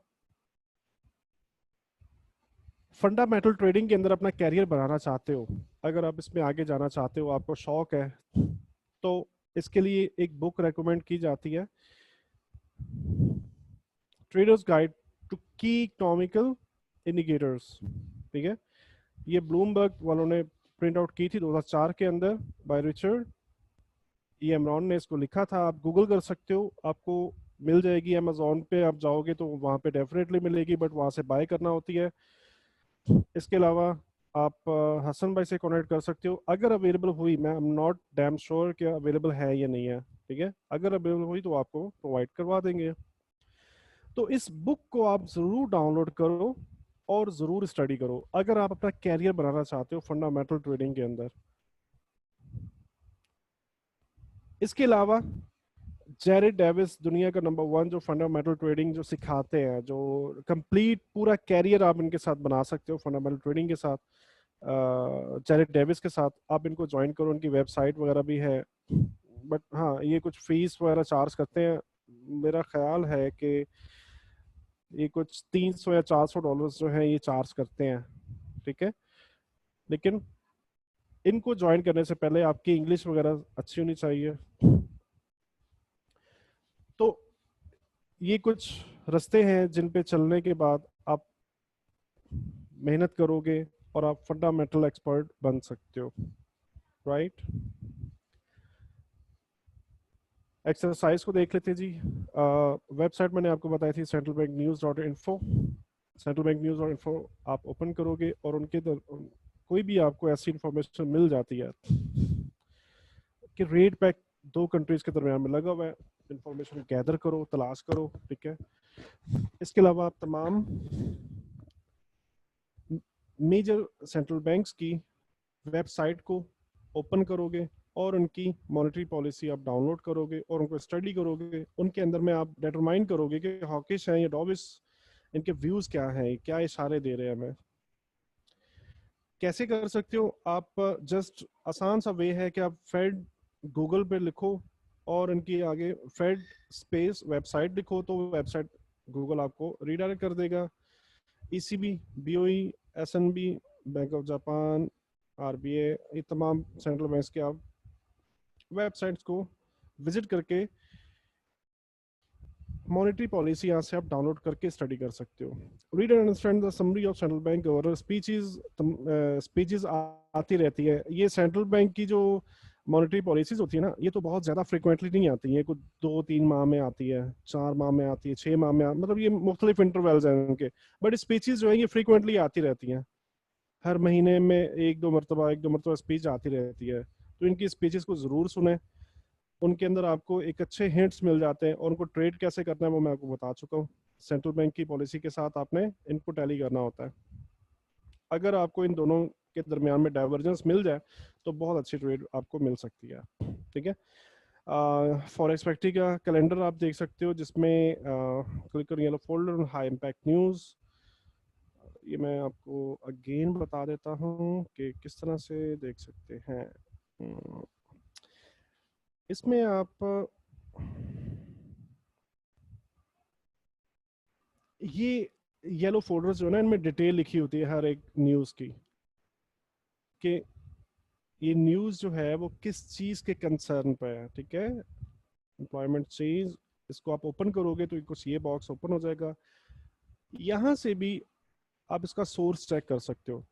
स्टैटिक्स न्यूजीलैंड, ठीक है, आप साइट ओपन करो stats.government.newzealand।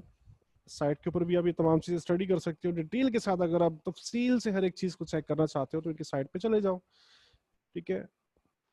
Change the number of employment people, के एम्प्लॉयड पीपल के नंबर में कितना चेंज आया है, ये इसके मेजर्स है, इसका कंसर्न है इस न्यूज़ का। Usual effect, actual greater than forecast is good for currency. Frequency क्या है? About 35 days after the quarter end. Quarter हर 3 महीने जब भी एंड होता है, मार्च, जून, सितंबर एंड दिसंबर, जब भी एंड होता है 35 डेज के बाद ये न्यूज़ रिलीज होती है। नेक्स्ट रिलीज कब होगी इसकी? नवंबर 4 2020 के अंदर। Although this data is released extremely late, it's an earlier indication of the employment situation and the trend of create hefty market impacts, ठीक है। in detail आप study कर सकते हो। Job creation is an important leading indicator of consumer spending which accounts for a majority of overall economic activity। ये चीजें तमाम connected होती हैं इन्फ्लेशन के साथ। अगर आपने इन्फ्लेशन को अच्छे से देख लिया है, इसमें प्रैक्टिस की है, तो आप इसको भी कर सकते हो, अंदाजा लगा सकते हो कि करेंसी पे क्या इम्पैक्ट आ सकता है। बट अब यहाँ से अब तमाम चीज़ों के डिटेल्स आप देख सकते हो, ठीक है।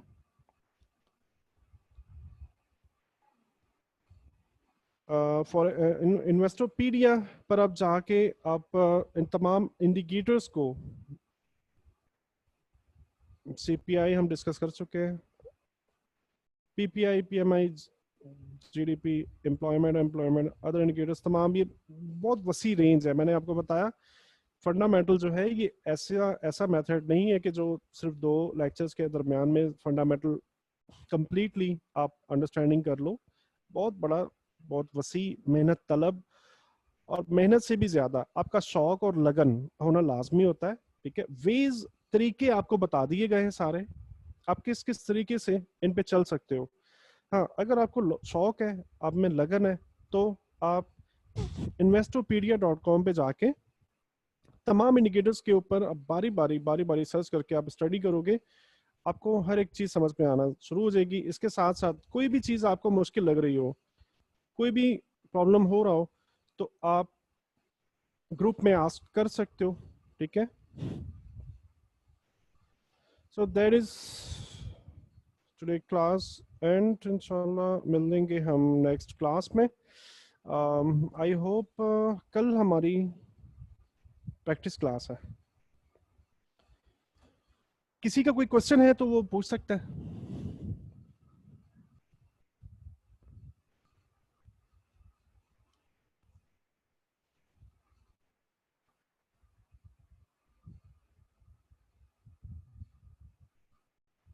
जी, कोई क्वेश्चन नहीं है, चले